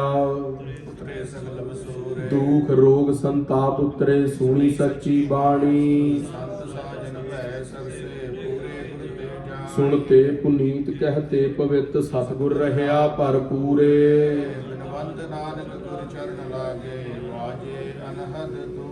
ਸਲੋਕ ਪਵਨ ਗੁਰੂ ਪਾਣੀ ਪਿਤਾ ਮਾਤਾ ਧਰਤ ਮਹਤ। ਚੰਗਿਆਈਆਂ ਬੁਰਿਆਈਆਂ ਵਾਚਾ ਧਰਮ ਹਦੂਰ।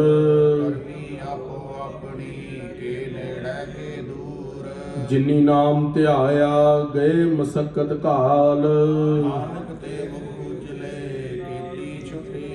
ਜਿਨੀ ਨਾਮ ਧਿਆਇਆ ਨਾਨਕ ਤੇ ਮੁਖ ਉਜਲੇ ਕੀਤੀ ਛੁੱਟੀ ਨਾਲ। ਵਾਹਿਗੁਰੂ ਜੀ ਕਾ ਖਾਲਸਾ ਵਾਹਿਗੁਰੂ ਜੀ ਕੀ ਫਤਿਹ। ਤੂੰ ਠਾਕੁਰ ਤੁਮ